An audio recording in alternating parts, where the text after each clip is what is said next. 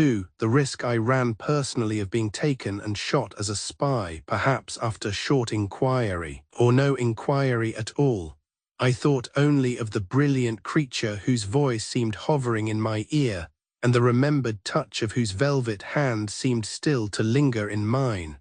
The more I saw of Valerie Volhonsky, the more she dazzled, charmed, and must I admit it, consoled me for the loss I had sustained in England far away. She seemed quite aware of the admiration her beauty excited, of the love that was inspiring me, and she seemed, I thought in my vanity, not unwilling to return it. Why then should I not ask her to love me? What to us were the miserable ambitions of emperors and sultans, the intrigues and treacheries of statesmen, the wars, the battles, the difference of religion, race, and clime? And so, as the sparkling Cliquot did its work, I wove the shining web of the future, and gave full reins to my heated fancy as the hours of the silent night stole on.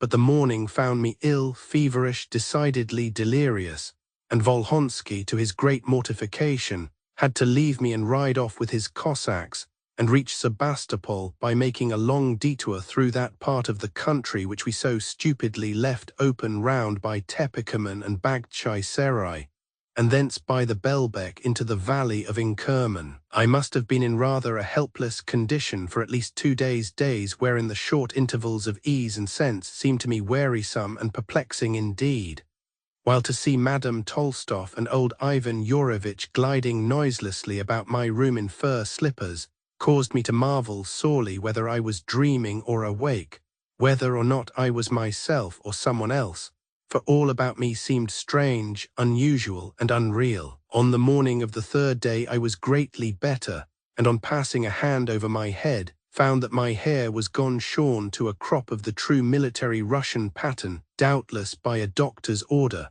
Then I saw Madame Tolstoff and Valerie Volhonsky standing near and smiling at my perplexity. "You miss your dark brown locks," said the latter with one of her most seducing smiles.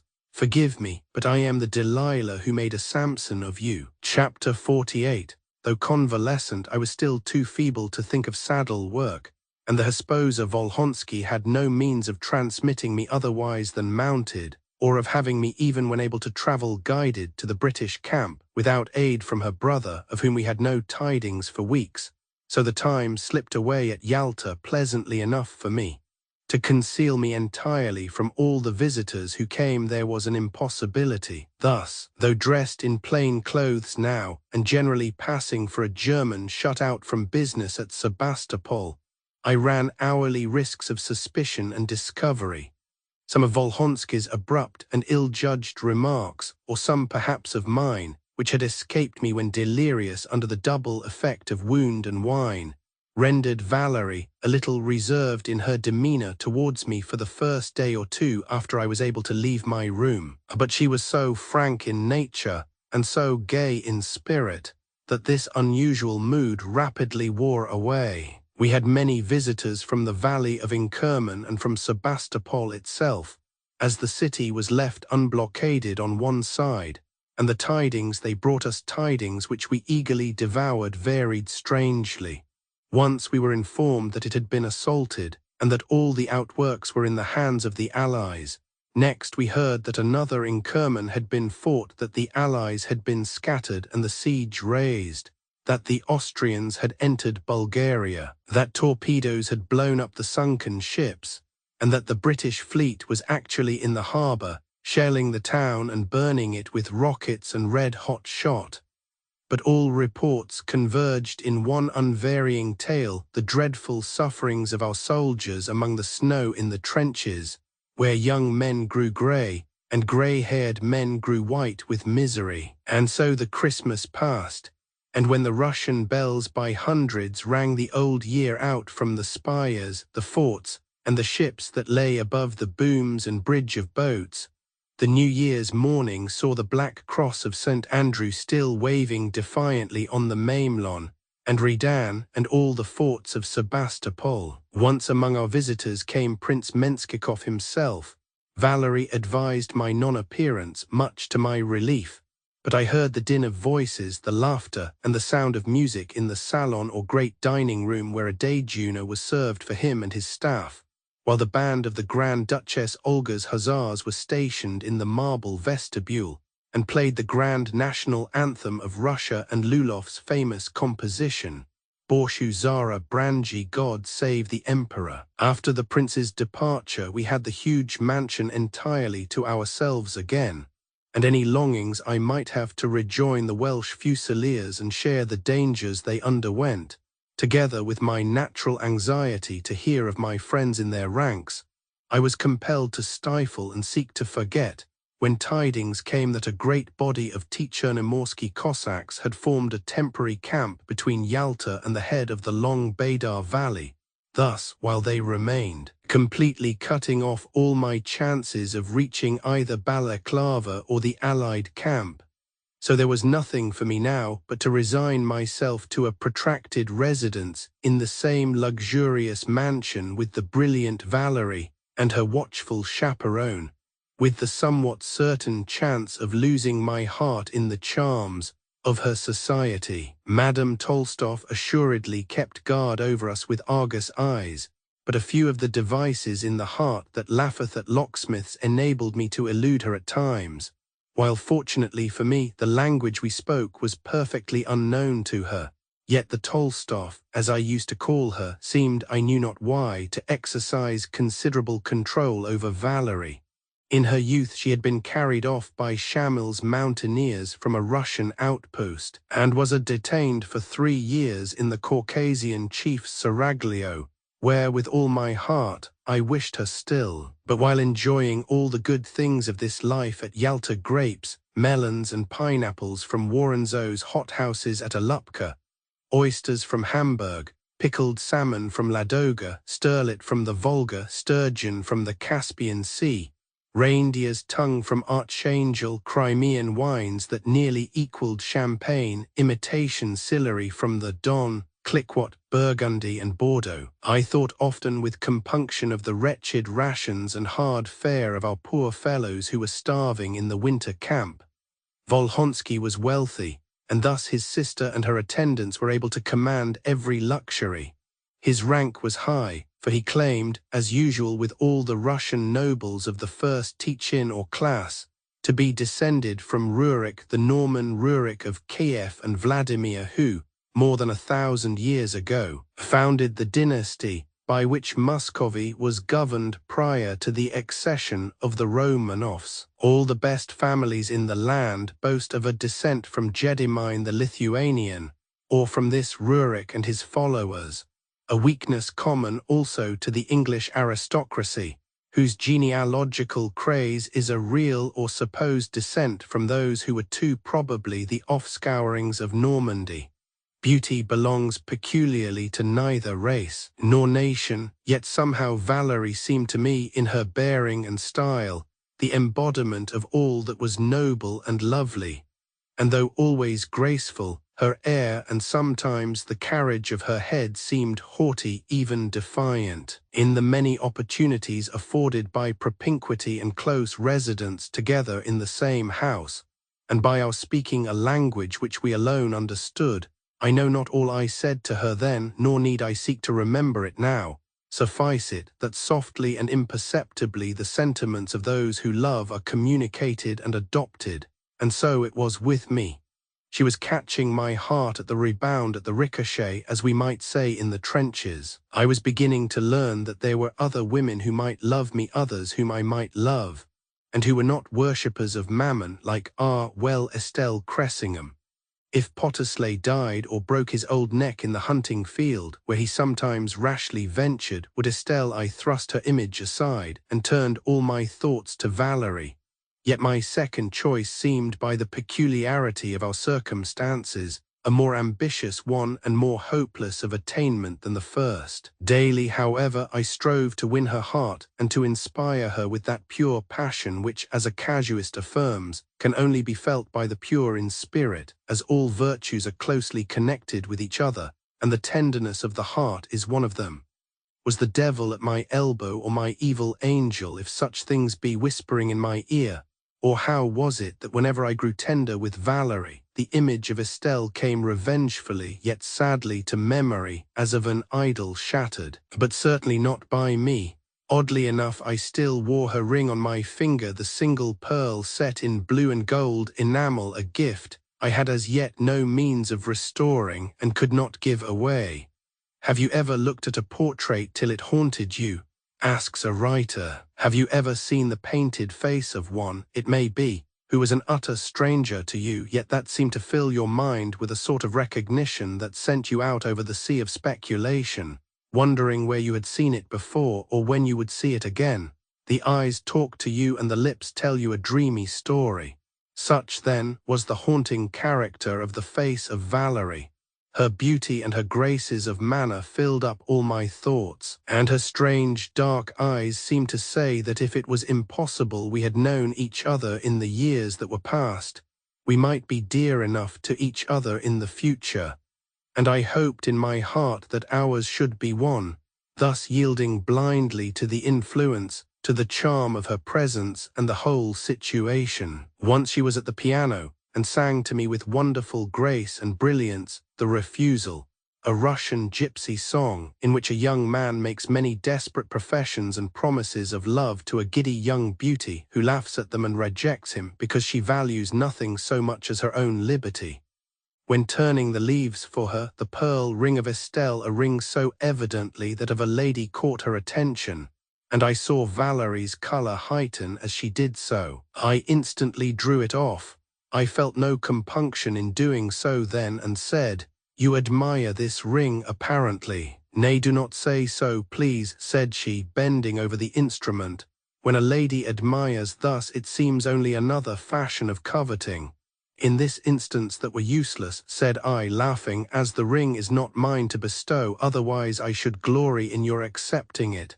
"Is it your wife's?" "My wife's." "Yes. Have you one in that wretched little island of yours?" she continued sharply. "No," I replied, delighted by this undisguised little ebullition of jealousy. "To whom does it belong, then?" "The wife of another, to whom it shall be restored in England." "This is very strange. It has, then, a history," said she, bending her dark eyes on mine. "Yes, and this history, what is it?" "I dare not tell you." "Indeed?" Her black lashes drooped for a moment, and she passed a white hand nervously over her golden braids. "And wherefore?" "It would be to reveal the secrets of another." "Another whom you love?" she asked hurriedly, while her teeth seemed to glitter as well as her eyes, for her lips were parted. "No, no, on my honor, no," said I, laying my right hand on my breast, and feeling that then I spoke but the truth and without the equivocation to which her questions were forcing me. Then Valerie seemed to blush with pleasure, and my heart beat lightly with joy. I should certainly have done something rash, but the inevitable Madame Tolstoff was in the room, embroidering a smoking cap for her son the colonel, then in command of the 26th at Sebastopol. So I was compelled to content myself by simply touching the hand of Valerie, and by caressing it tenderly, while affecting to admire a beautiful opal ring she wore, and urging her to continue her music. The whole episode partook somewhat of the nature of a scene between us, and even the usually self-possessed Valerie seemed a little confused, as she once more laid her tapered fingers on the ivory keys. "I am very far from perfect in my music, or anything else, perhaps," she said. "Do not say so," I whispered. "Yet had you been more perfect than you are, I think no other woman in this world would have had the chance of a lover." "How? Why? All men would be loving you, and you only." "This is more like the inflated flattery of a Frenchman than the speech of a sober Briton," said Valerie a little disdainfully. "Does it displease you?" "Yes, certainly." "Why, people don't love when they flatter," was the pretty pointed and coquettish response, and preluded an air with a crash on the keys, thus interrupting something I was about to say. Heaven only knows what a formal declaration, I fear. "You admired my opal. Listen to the story of its origin." "I doubt if the story of your ring is half so pretty," said she. And then she sang in English the following song, which she had been taught by her governess, a song the author of which I have never been able to discover. But then and there, situated as I was, the English words came deliciously home to my heart, and I quote them now from memory. A dewdrop came with a spark of flame it had caught from the sun's last ray to a violet's breast where it lay at rest, till the hours brought back the day. With a blush and a frown a rose looked down but smiled at once to view with its colouring warm her own bright form reflected back by the dew. Then a stolen look the stranger took at the sky so soft and blue, and a leaflet green with its silvery sheen was seen by the idler too. As he thus reclined, a cold north wind of a sudden blew around, and a maiden fair who was walking there next morning an opal found. I ventured to pat her shoulder approvingly. I glanced furtively round. The Tolstoff had gone out of the room, and somehow my arm slipped round Valerie, who looked up at me, smiling archly, yet she said firmly, "Pray don't." "How much longer am I to keep this silence?" I asked. "How what silence?" "To be thus in suspense, Valerie," I added, lowering my voice and bending my face towards her ear. Her smile passed away, her white lids drooped, and perplexity and trouble stole over her eyes as she drew her head back. "I do not know what you mean or whither your conversation tends," she said. "You know that I love you." "No, I don't. You must have seen it, must have guessed it since the happy hour in which I first saw you. Do not speak to me thus, I implore you," said she, colouring deeply and covering her face with her beautiful hands. "Why, Valerie, dearest, dearest Valerie, I must not dare not listen to you. Dare not, I speak the truth," said she, and her breast heaved. "Will you marry me, Valerie?" "I cannot marry you." "Why?" "Oh heavens, don't ask me, but enough of this. And here comes Madame Tolstoff to announce that the samovar, the tea-urn, is ready." In my irritation, I muttered something that she of the red sarafan, Madame Tolstoff, would not wish graved on her tombstone, and resumed my previous task of turning the leaves at the piano. But Valerie sang no more then, and for 2 entire days gave me no opportunity of learning why she had received my declaration in a manner so odd and unexpected. I could but sigh and conjecture the cause, and recall the words of her brother on the night he first met me at Yalta. And if it were the case that a convent proved the only barrier, I was not without hopes of smoothing all such scruples away. Chapter 49. In the growth of my passion for Valerie, I forgot all about the probable opposition of her brother, the Count, to my wishes. Indeed, he entered very little into my schemes of the future, for the perilous contingencies of war caused life to be held by a very slight tenure indeed, so we might never see him again, though none would deplore more than I the death of so gallant a fellow. Then, in that instance, did one so lovely as Valerie require more than ever a legitimate protector, and who could be more suitable than I? I felt convinced at that time that those who loved Valerie once could never feel for another as they had loved her. She was so full of an individuality that was all her own. Was it the coquetry of her manner, the strange and indescribable beauty of her dark eyes, the coils of her golden hair, the smile on her lips, or the subtle magnetism the kisses of those lips might possess that entangled them? God knows, but I have heard that those who loved her once were never quite the same men again. If Valerie married me, with what pride and exultation should I display her beauty, if occasion served, before Estelle and her dotard Earl, as a bright being I had won from hearts that were breaking for her, and as one who was teaching me fast to forget her, even as she had forgotten me. A Russian wife at that crisis of hostility and hatred seemed a somewhat singular alliance, certainly. What would the regiment say, and what would my chief friend old Sir Maddock, with all his strong national prejudices, think? I should be pretty certain to find the doors of Craigadrian closed for long against me. These, however, were minor considerations amid my dreams, for dreams they were and visions that might never be realized. Chateaux en Espagne never, perhaps, to be mine.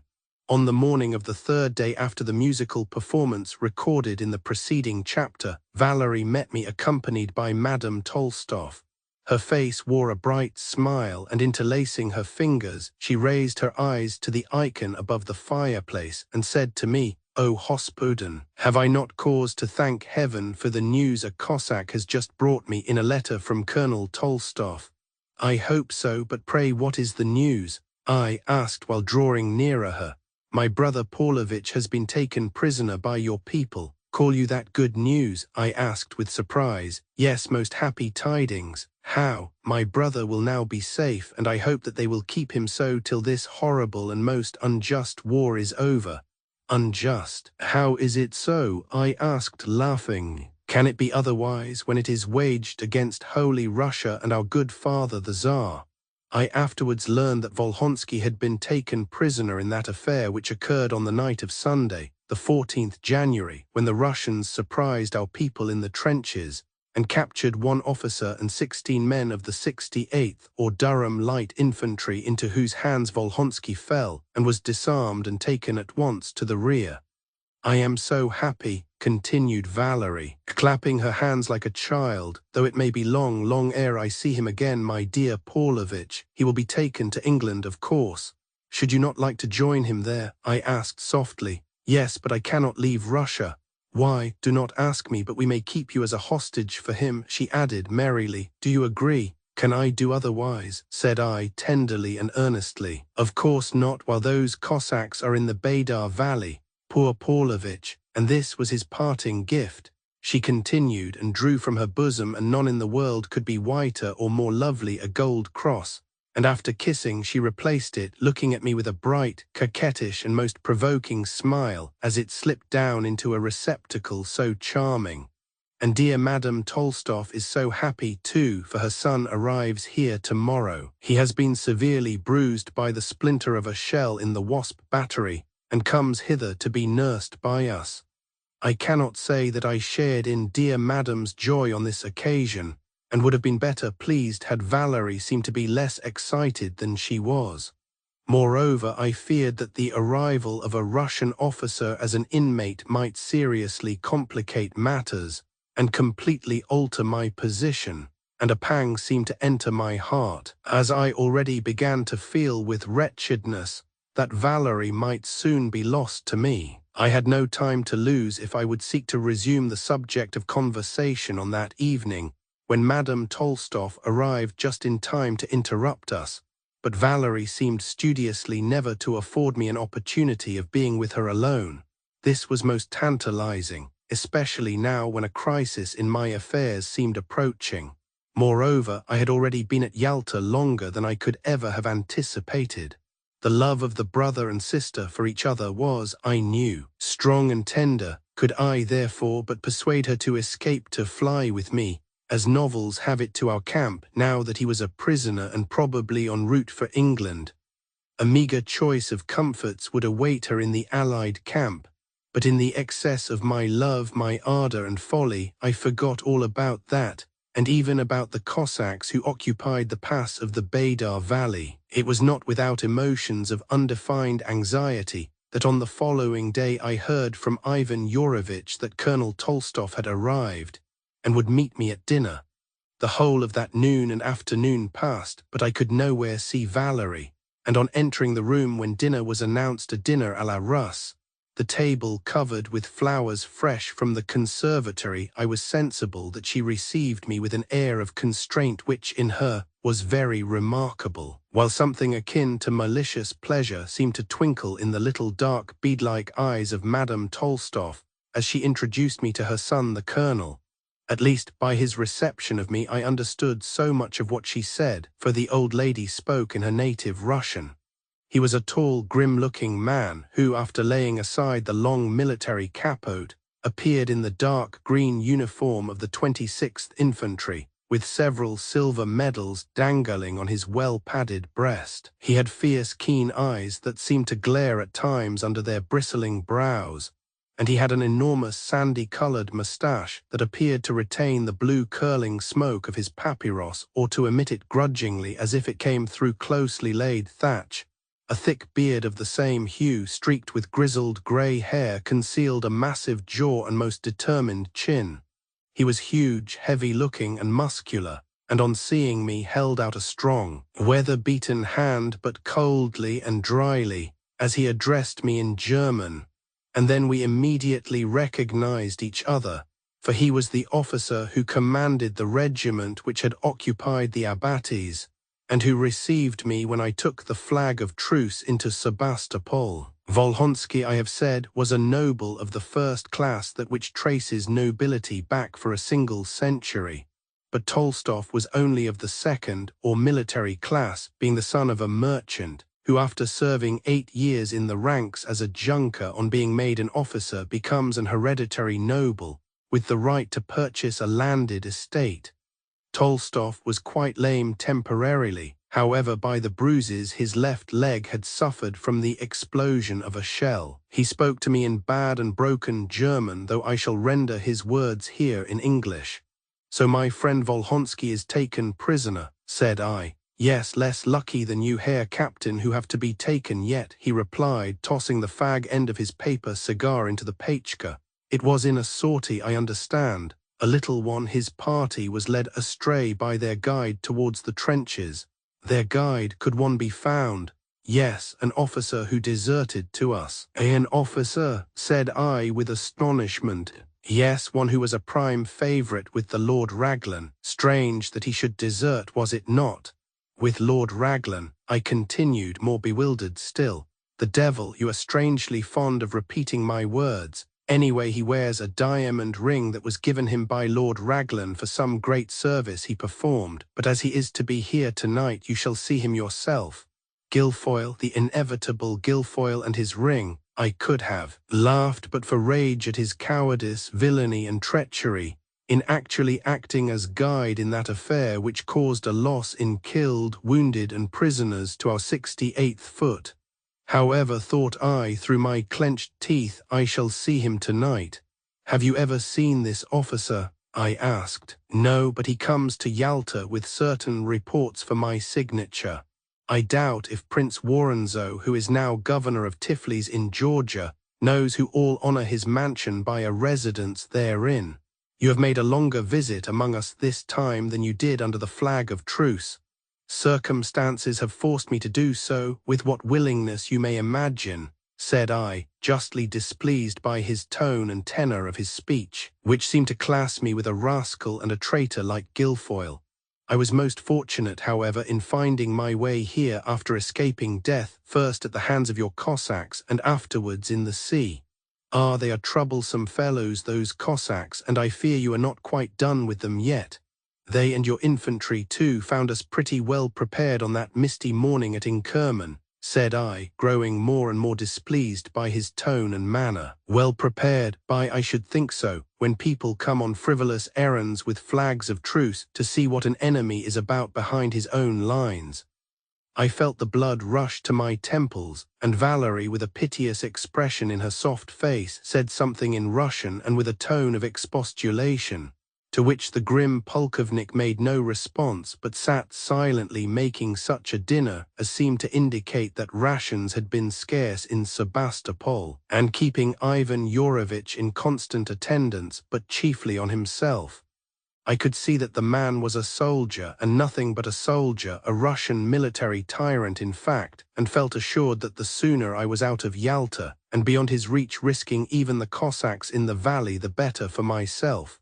He was twice assisted by his amiable mamma to the batovina, i.e., soup made of roasted beef cut into small pieces with boiled beetroot, spring onions, caraway seeds, puree of sorrel with chopped eggs and kvass. He was thrice helped to stuffed carrots with sauce, to roast mutton with mushrooms and compote of almonds, and he drank great quantities of hydromel flavored with spices and so fermented with hops that it foamed up in the silver tankard and over his vast moustache. But in the intervals during dinner, and often speaking with his mouth very full, he related, for the express behoof of his mother and Valerie, a very strange incident which they seemed implicitly to believe, and which the latter politely translated for me. It was to the effect that on the night Volhonsky was taken prisoner, one of his officers, a man of noble rank and major of the Vladimir regiment, was carried into Sebastopol mortally wounded in an attempt to rescue him. And as he was dying, the host was borne to him under a canopy by Innocent, Bishop of Odessa, in person. As the procession passed a tratkia or tea-house, some soldiers and girls were dancing there to the sound of a violin. and though they heard the voices of the chanters and the occasional ringing of the Sanctus bell, they ceased not their amusement, neither did they kneel. So the host passed on. But like those who were enchanted by hearing the wonderful flute of the German tale, they could not cease dancing, neither could the violinist desist from playing, and for 36 hours they continued to whirl in a wild waltz in sorrow and tears, a ghastly band, till, exhausted and worn nearly to skeletons, they sank gasping and breathless on the floor, where they were still lying, paralyzed in all their limbs and hopelessly insane. Tolstov seemed to hasten the ceremonies of the dinner table to get rid of the ladies, and the moment they rose he gave his mother some papyroses or cigarettes to smoke, and then proceeded leisurely to roll up one for himself after pushing across the table towards me the champagne which he despised as very poor wine indeed. "Ah, Yurovitch," said he, taking up a decanter and applying his somewhat snub nose thereto, "what is this? Corn brandy?" he added, draining a glassful. "As it is good, I must have a glass." So he took a second of the fiery fluid. "Oh, now I feel another man, and being another man require another glass." So he took a third.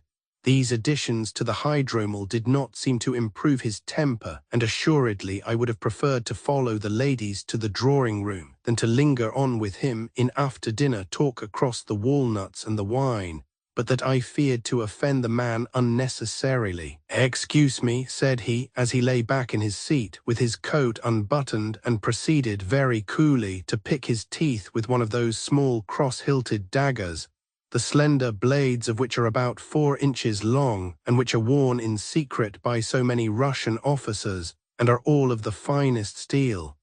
After a pause, during which he again dipped his long moustache in the foaming hydromal, he said, "Though Volhonsky told me about you, I scarcely expected, Herr Captain, to have found you here still. Where should I have gone? Into the hands of the Cossacks at Baydar, towards Kharkov at all events." I colored at this very pointed remark, as it was to that province in the Ukraine that the Russians had transmitted many of the prisoners taken during the war. Here I felt myself on a special footing. "How, Herr Captain?"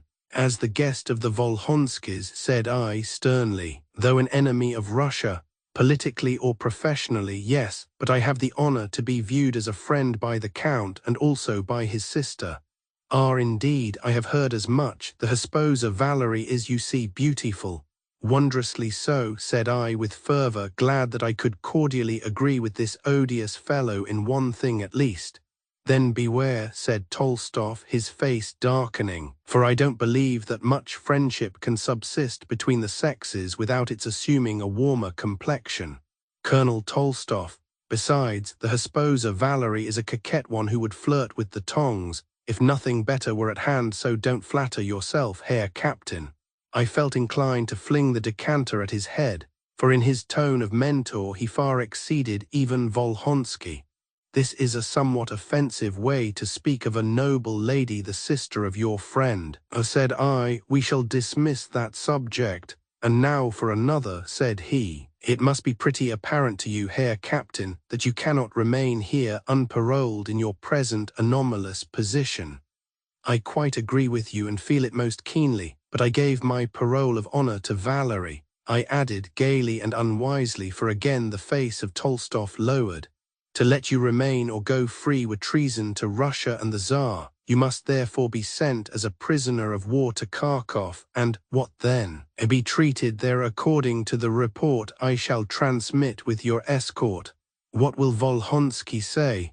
Just what he pleases. The Count is a prisoner now himself. I read some hidden meaning in his eyes, though he sat quietly cracking walnuts and sipping his hydromal. An officer on duty, I fall into the hands of an enemy. I was beginning passionately when he interrupted me, and his eyes gleamed as he said, "You had a dispatch. I think you told Volhonsky or his sister so." "Yes, Colonel, a dispatch for Marshal Canrobert." "Where is it?" "I destroyed it." "Bah, I thought so," said he scornfully. "On my honor I did so." "Colonel Tolstov, honor, ha ha, you are a spy." "Rascal," I exclaimed, feeling myself grow white with passion the while. "Recall this injurious epithet, or what? Dare you threaten me?" I can pick the ace of hearts off a card at 20 paces with a revolver, so beware. And yet I am not obliged to meet anyone who is amenable to the laws of war and is in a position so dubious as yours." I was choking with rage, yet a conviction that he spoke with something of warrant so far as appearances went, and of the absolute necessity for acting with policy if I would leave myself a chance of winning Valerie and escape greater perils than any I had encountered, compelled me to assume a calmness of bearing I was far from feeling. "Seek neither to threaten nor to trifle with me," said he loftily and grimly. "You may certainly know the common laws of war regarding the retention of prisoners and the punishment of spies, but you know not those of Russia. If I do not treat you as one of the latter, it is because Volhonsky is your friend, but I have it in my power, in treating you as one of the former, to have you transmitted farther than the Ukraine to where you should never be heard of more. We are not particular to a shade here," he continued with a sneering smile. "When the Emperor commanded a certain offender to be taken and punished, the Minister of Police could not find the right individual. What the deuce was to be done? Justice could not remain unsatisfied, so instead he seized a poor German who had just arrived and was known to none. He slit his tongue, tore out his nostrils, sent him to Siberia to hunt the ermine, and reported to the Tsar that his orders had been obeyed. So don't flatter yourself that any persons in office among us would be very particular in analyzing any report that I may transmit with you, a mere English captain."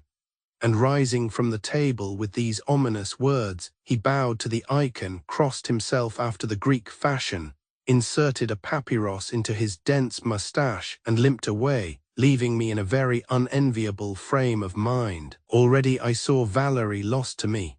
I beheld myself in fancy marched into the interior of Russia under armed escort, maltreated and degraded, with my hands tied to the mane of a Cossack pony or a foot chained to a 6-pound shot.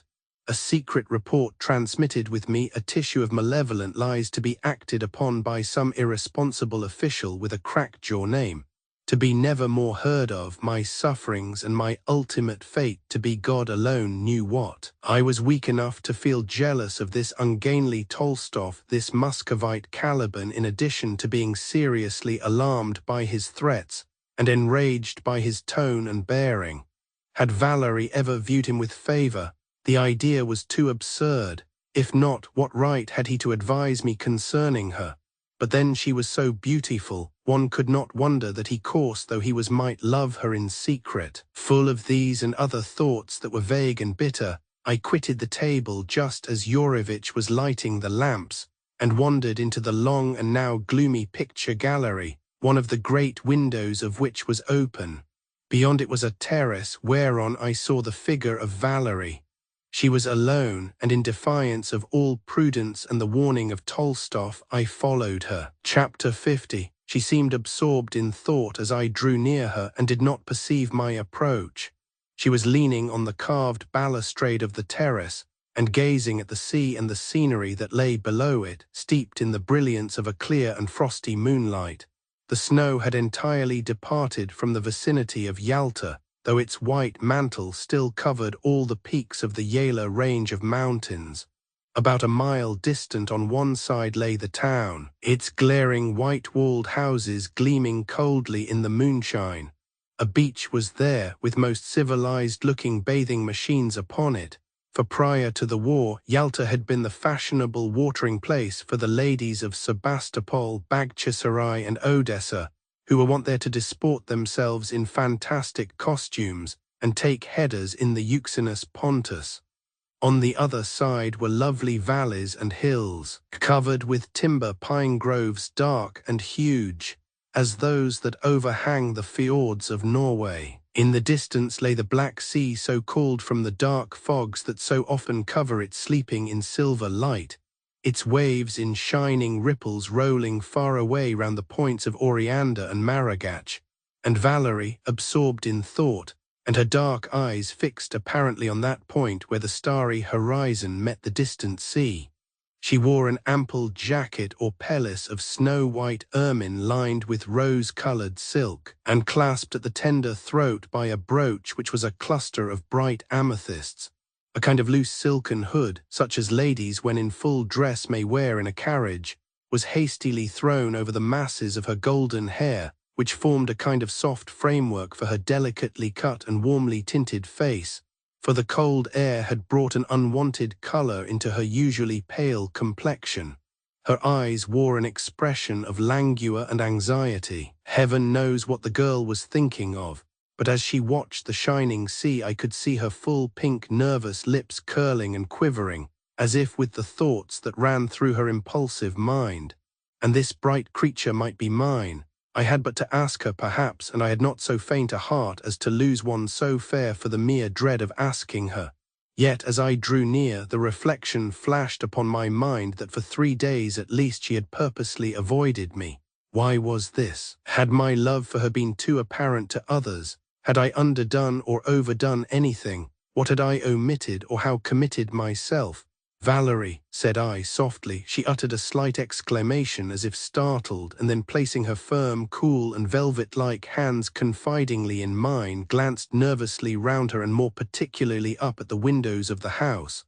"I would speak with you," said she in a half-whisper.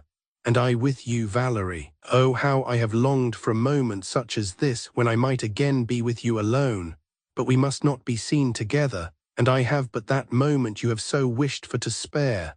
Come this way, quick. Those cypresses in the tubs will shield us from any curious eyes that may lurk at yonder windows." "Oh, Valerie," I sighed with happiness, and as I passed a hand caressingly over her jacket of ermine, I thought vengefully of Tolstoy's dark hint about hunting that small quadruped in Siberia. And then as I gazed tenderly into her dark and glittering eyes, I could perceive that their long tremulous lashes were matted. "Tears, why tears, Valerie?" She spoke hurriedly. "I have most earnestly to apologize to you for much that I heard the polkovnik say during dinner. It was indeed horrid all. And much that you have not heard was more horrid still. It is unbearable. His wounds or bruises must have exasperated his temper. Yet I cannot speak to him of that which I did not hear, as to do so would appear too much as if you and I had some secret confidences. And Madame Tolstoy, I fear, has hinted at something of this kind already. I asked you to marry me, dearest Valerie." "Yes, vainly," said she with a half-smile on her partly averted face. "Vainly, why? Do not press me to say why. Could you love me, Valerie? I might, Valerie." I was never weary of repeating her sweet name, and what meant this admission if she declined me? "You do not doubt my love for you?" I urged. "No, though I fear it is but a passing fancy, born of idleness and the ennui of Yalta. Think you, Valerie, that any man could see and only love you thus? Oh, no, no. But say that you will be mine, that you will come with me to England, where your brother is or soon shall be to England, where women are treated with a courtesy and tenderness all unknown in Russia, and where the girl a man loves is indeed as an empress to him, and has his fate in life in her own hands." "I don't quite understand all this, nor should I listen to it," said she, looking me fully in the face, with calm confidence, and something of sadness, too. Her right hand was still clasped in mine, and as I pressed it against my heart, I placed my left arm round her waist, modestly, tenderly, and with a somewhat faltering manner.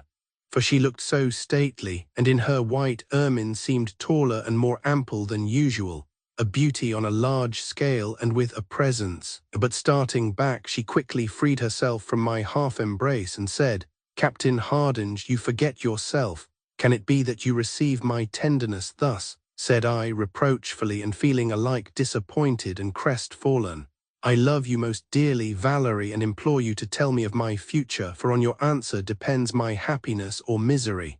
I hope that I am the holder of neither. I did not ask you to love me, and oh, I would to heaven that you had never come to Yalta, that we had never met." "Why, oh, why?" I asked imploringly. "Because I am on the very eve of being married." "Married," I repeated breathlessly, and then added passionately and hoarsely, "to whom?" Colonel Tolstov, to whom I was betrothed in form by the Bishop of Odessa. Her refusal was really a double-shotted one, and for a moment I was stupefied. Then I said, in a voice I could scarcely have recognized as my own, "It was to this tie and not to a convent that Volhonsky alluded when hinting that you were set apart from the world. Yes, I thank you from my soul for the love you offer me, though it fills me with distress. I pity you, but can do no more. Alas, you have been here only too long." "Too long indeed," said I sadly, while bending my lips to her hand and then hurrying into the house by the picture gallery. She left me to my own miserable and crushing thoughts, with the additional mortification of knowing that Madame Tolstov, watchful as a lynx, had overseen and overheard our interview from another angle of the terrace, though she could not understand its nature. But of course she suspected much and was all aflame for the interests of her suave and amiable son. However, this was not to be my last moment of tenderness with Valerie, but I was left little time for reflection, as events were now to succeed each other with a degree of speed and brevity equalled only by the transitions and discoveries of a drama on the stage. Chapter 51. I re-entered the Chateau feeling sad, irresolute, and crushed in spirit. I had lost that on which I had set my heart, and at the hands of Tolstov, my rival, I might yet lose more if his threats meant anything: liberty, perhaps life itself. What then was to be done? I was without money, without arms or a horse. All these Valerie might procure for me, but how or where was I to address her again? After the result of our last interview, she would be certain to avoid me more sedulously than ever. As I passed through the magnificent vestibule, which was hung with rose-colored lamps, the light of which fell softly on the green malachite pedestals and white marble Venuses, Dianas and Psyches, which had no part of them dressed but their hair, which was done to perfection, I met Ivan Yurovitch, who made me understand that the officer whom the polkovnik expected with certain papers from Sebastopol had arrived, and was now in the dining room. But the polkovnik had smoked himself off to sleep, and must not, under certain pains and penalties, be disturbed. Would I see him? And so, before I knew what to say or had made up my mind whether to avoid or meet the visitor, I was ushered into the stately room, when I found myself once more face to face with Mr. Hawkesby Guilfoyle. The ex-cornet of wagoners was clad now in the grey Russian military capote, with a sword and revolver at his girdle. His beard had grown prodigiously, but his hair, once so well cared for, was now very thin indeed, and he did not appear altogether to have thriven in the new service to which he had betaken himself. His aspect was undoubtedly haggard, suspected by his new friends, who urged him on duties for which he had not the smallest taste, and in perpetual dread of falling into the hands of the old, by whom he would be certainly hanged or shot. His life could not be a pleasant one, so he had evidently betaken himself to drink, as his face was blotched, and his eyes inflamed in an unusual degree. He was very busy with a decanter of sparkling Krimskoy and other good things which the dvornik had placed before him, and on looking up he failed to recognize me, clad as I was in a suit of Volhonsky's plain clothes, which were a world too wide for me, and no doubt I was the last person in the world whom he wished or expected to see in such a place, and under such circumstances, being neither guest nor prisoner, and yet somewhat of both characters. He bowed politely, however, and said something in Russian, of which he had picked up a few words, and then smiled blandly. "You smile, sir," said I sternly, "but remember the adage, a man may smile and be stay, sir," he exclaimed, starting up. "This is intolerable. Who the devil are you, and what do you mean?" "Simply that you are a villain and of the deepest dye." His hand went from the neck of the decanter towards his revolver, then he reseated himself, and with his old peculiar laugh said, while inserting his glass in his right eye, "Oh, this beats cock-fighting. Hardinge of the Welsh Fusiliers, now where on earth did you come from?" "Not from the ranks of the enemy, at all events," I replied. His whole character, the wrongs he had tried to do me and had done to many others, the artful trick he had played me at Walcott Park, his pitiless cruelty to Georgette Franklin, his base conduct to me when helpless on the field of Inkerman, his guiding a sortie in the night, his entire career of unvarying cunning and treachery caused me to regard the man with something of wonder, mingled with loathing and contempt, but contempt without anger. He was beneath that. "So you are a prisoner of war," said he after a brief pause, during which he had drained a great goblet of the Krimskoy, a kind of imitation champagne. "What I am is nothing to you. My position, mind, and character are the same." "Perhaps so," he continued, "but I think that the most contemptible mule on earth is a fellow in whom no experience or time can effect a change of mind or cure of those narrow opinions in which he is first brought up, as the phrase is, in that little island of ours." "So you have quite adopted the Russian idea of Britain," said I with a scornful smile. "Yes, and hope to have more scope for my talents on the continent than I ever had there. I should not have left the army of my good friend Raglan, who presented you with that ring, had there not been the prospect of a row about a rooking one night in camp, and a bill which some meddling fellow called a forgery. Bah, a bad bill may be a very useful thing at times. It is like a gun warranted to burst. But as Lever says, you must always have it in the right man's hands when it comes for explosion. If you are a prisoner, I am afraid that your chances of early seeing our dear mutual friends in Taffyland, by the way, how is old Sir Taffy, are very slender if once you are sent towards the Ukraine," he went on mockingly as he lit a papyrus. "And so the fair Estelle threw you over, Good joke that, preferred old Potter's company to yours for the term of his natural life. What a deuced sell, but what a touching picture of love they must present, quite equal to Paul and Virginia to Pyramus and Thisbe."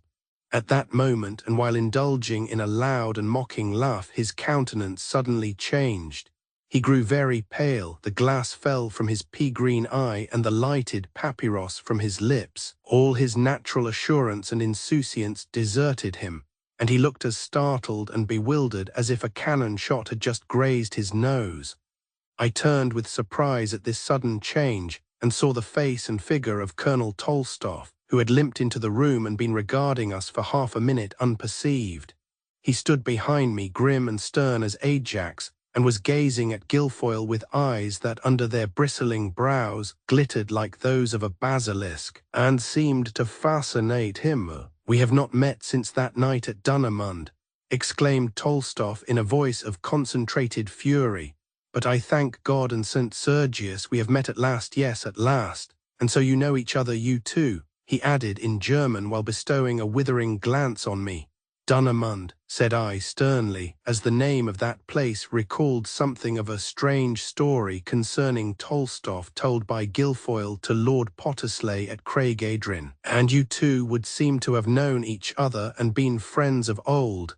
That is, if you are the same Count Tolstoff whom he saved from the machinations of a certain Colonel Nikolaevich, then commanding the Marine Infantry at Riga." "What rubbish is this you speak?" demanded the other with angry surprise. "There never was a Count Tolstoff, and I am the Polkovnik Nikolaevich Tolstoff who commanded in Dunamund and was custodian of 80,000 silver roubles, all government money. This ruffian was my friend, my chief friend then, though of the gaming table, but he joined in a plot with others like himself, among whom was the head of the police, to rob me. He admitted them masked into my rooms, when they shot me down with my own pistols and left me with a broken thigh, bound hand and foot, and cruelly gagged, while they escaped in safety across the Prussian frontier and got to Berlin, where they started a gaming house. But he is here in my power at last, and sweetly and surely I shall have such vengeance as that power gives me. Ha, look at him, the speechless coward, he has no bones in his tongue now," he added, using a favorite Russian taunt. "All overrun to earth, by Jove," muttered Guilfoyle with trembling lips, forgetting about the papers he had brought, his new character of a Russian officer, and forgetting even to deny his identity. "I have thrown the dice for the last time, and D-Nation, they have turned up aces." Ivan Yurovitch and other Cossack servants, who had heard the loud voice of Tolstoff raised in undisguised anger, now appeared, and received some orders from him in Russian. In a moment they threw themselves upon Guilfoyle, disarmed, stripped him of his uniform, and bound him with a silken cord torn from the window curtains. At first I was not without fears that they meant to strangle him with it, so prompt and fierce was their manner, but they merely tied his hands behind him and thrust him into a closet, the door of which was locked and the key given to the polkovnik. The latter, without deigning to take farther notice of me, turned on his heel and limped away, muttering anathemas in Russian, and I felt very thankful that he had not made me a close prisoner also, after the humiliating fashion to which he had subjected the wretched Guilfoyle. But he was not without secret and serious ulterior views regarding me.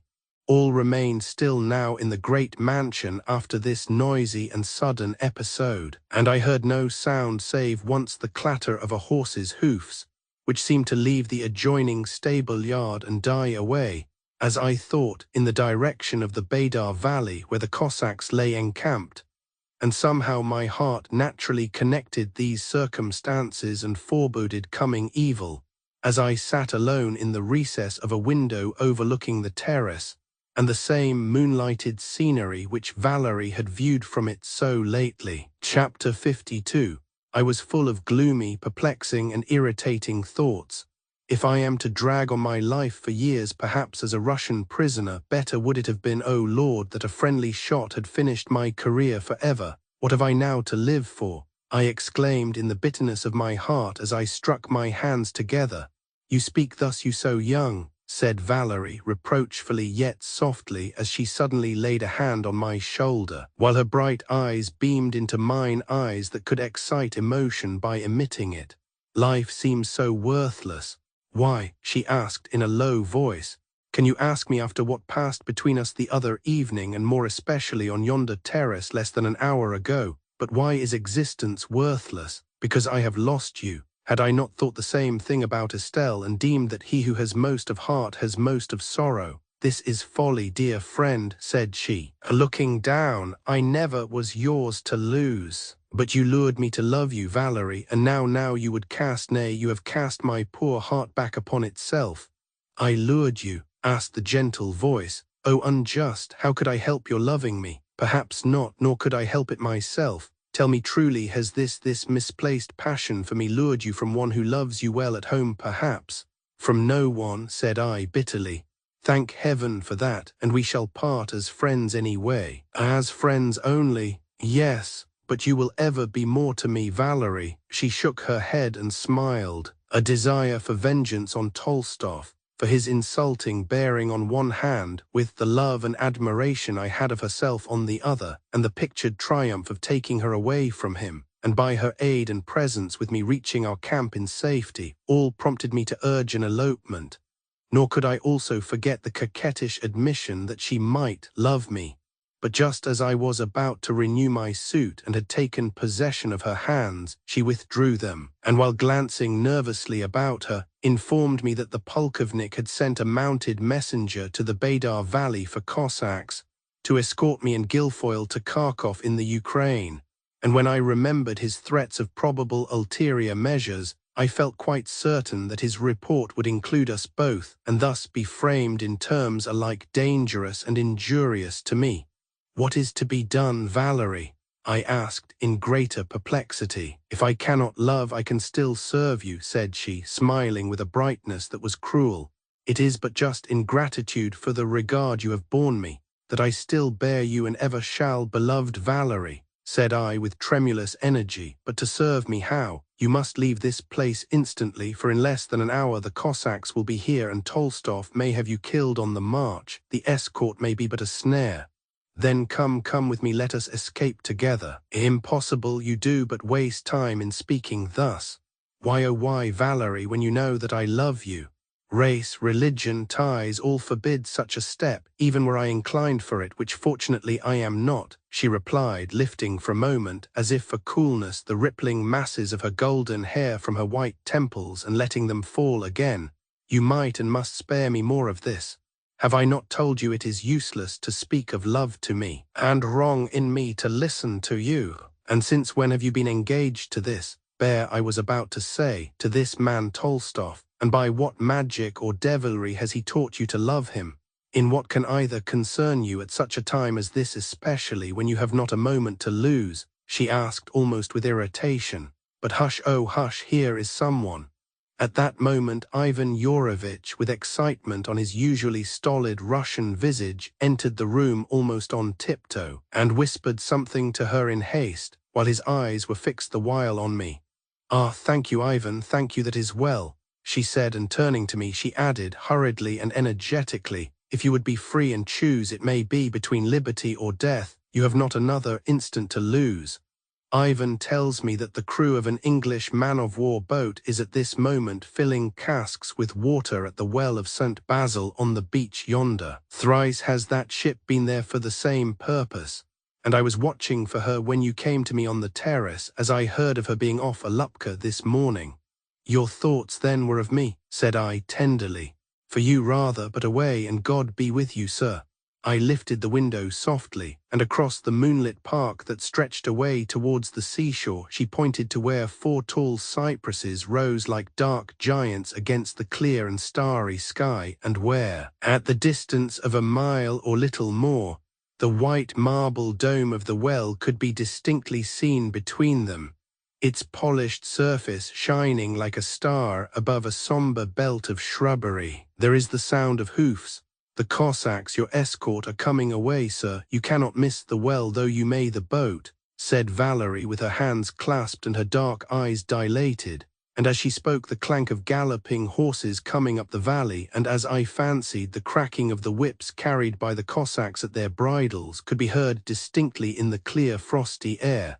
"If I had but my sword and pistols," said I, with my teeth clenched. "You do not require them. Farewell, adieu, Valerie, adieu."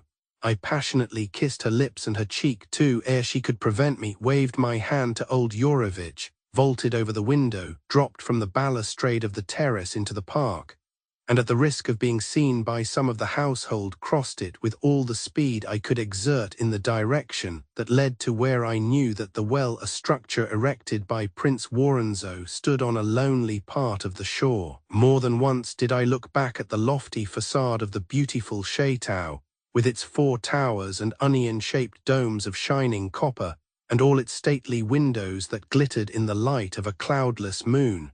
And just as I drew near the belt of shrubbery, I could see the dark figures of mounted men encircling the terrace. A fugitive in danger of losing honor and life together. Was this the end of my daydreams in Yalta? Once more I turned, and hastened to where the 4 cypress trees towered skyward.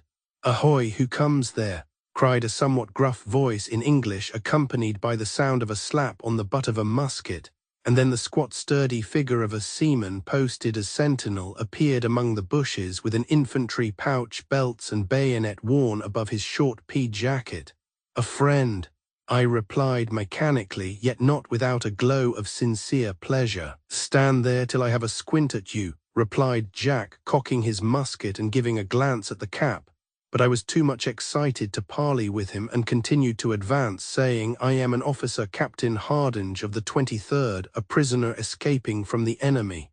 "All right, sir, glad to see you. Heave ahead," he replied, half cocking his piece again. "Who commands your party?" "Lieutenant Jekyll, sir," said the seaman, saluting now, when he saw me fully in the moonlight. "Of what ship?" "The Southesk, sir, of 20 guns. Let me pass to your rear." He must instantly shove off his boat, as the Cossacks are within a mile of us at yonder house. In a minute more I reached the party at the well, 12 seamen and as many marines under an officer who had a brace of pistols in his belt and carried his sword drawn. They were in the act of carrying the last cask of water into a ship's cutter, which lay alongside a ridge of rock that ran into the sea, forming a species of natural pier or jetty close by the white marble fountain. I soon made myself known, and ere long found myself seated among new friends, and out on the shining water, which bubbled up at the bow and foamed under the counter as the oarsmen bent to their task, and their steadily and regularly feathered blades flashed in the silver sheen. The shore receded fast, the belt of shrubs grew lower and lower, and then the glittering domes of the distant mansion, which was ever in my mind and memory to be associated with Valery Volhonsky, rose gradually on our view, with the snow-clad range of Yala in the background. But all were blended in haze and distance by the time we came shearing alongside HMS Southesk, the water tank of which had, fortunately for me, been empty, thus forcing her crew to have recourse to the well of St. Basil, by which circumstance I more than probably escaped the fate that ultimately overtook, but deservedly, the luckless Hawkesby Guilfoyle. In the morning, under easy sail and half steam, the ship was off Balaclava, where I saw the old Genos fort that commands its entrance, the white houses of the Arnaots shaded by tall poplars, and the sea breaking in foam upon its marble bluffs. And there the captain kindly put me ashore in the first boat that left the ship. It was not until long after the Crimean War that by the merest chance, through an exchanged prisoner, a private of our 68th Foot, when having occasion to employ him as a commissionaire in London, I learned what the fate of Guilfoyle was. En route to Kharkov, he was run through the heart and killed by the lance of a Cossack of his escort, who alleged that he was attempting to escape, but my informant more shrewdly suspected that it was to obtain quiet possession of his ring, the paste diamond, which had figured so often in his adventures, real and fictitious. Chapter 53. On the 28th of March, I found myself once more in my old tent, and seeking hard to keep myself warm at the impromptu stove constructed by my faithful old servant, poor Jack Evans. I was received with astonishment, and I am pleased to say with genuine satisfaction, by the regiment, even by those who had flattered themselves that they had gained promotion by my supposed demise. I was welcomed by all, from the lieutenant colonel down to little Dicky Roll, the junior drummer, and for the first day my tent was besieged by old friends. I had come back among them as from the dead, but more than one man, whose name figured in the lists as missing, turned up in a similar fashion during the war. My baggage had all been sent to Balaclava, the railway to which was now partly in operation. My letters and papers had been carefully sealed up in black wax by Philip Caradoc, and with other private and personal mementos of me, packed for transmission to Sir Maddox Lloyd as my chief friend, of whom he knew.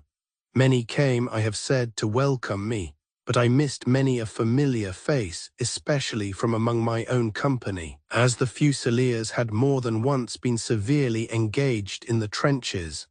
Caradoc had been wounded in the left hand by a rifle ball. Charlie June greeted me with his head in bandages, the result of a Cossack sabre cut. Dinley, the adjutant, had also been wounded. So had Mostyn of the Rifles and Tom Clavel of the 19th when passing through the Valley of Death. Sergeant Rithlin of my company had just rejoined after having a ball in the chest. Even Carnide Llewellyn had lost a horn. All who came to see me had something to tell of dangers dared and sufferings undergone. All were in uniforms that were worn to rags, but all were hearty as crickets, though sick of the protracted siege and longing to carry Sebastopol with the cold steel.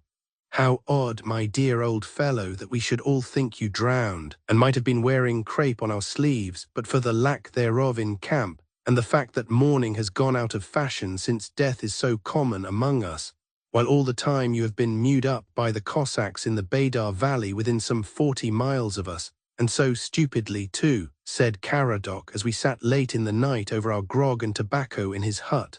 Not so stupidly after all, I replied, while freely assisting myself to his Cavendish.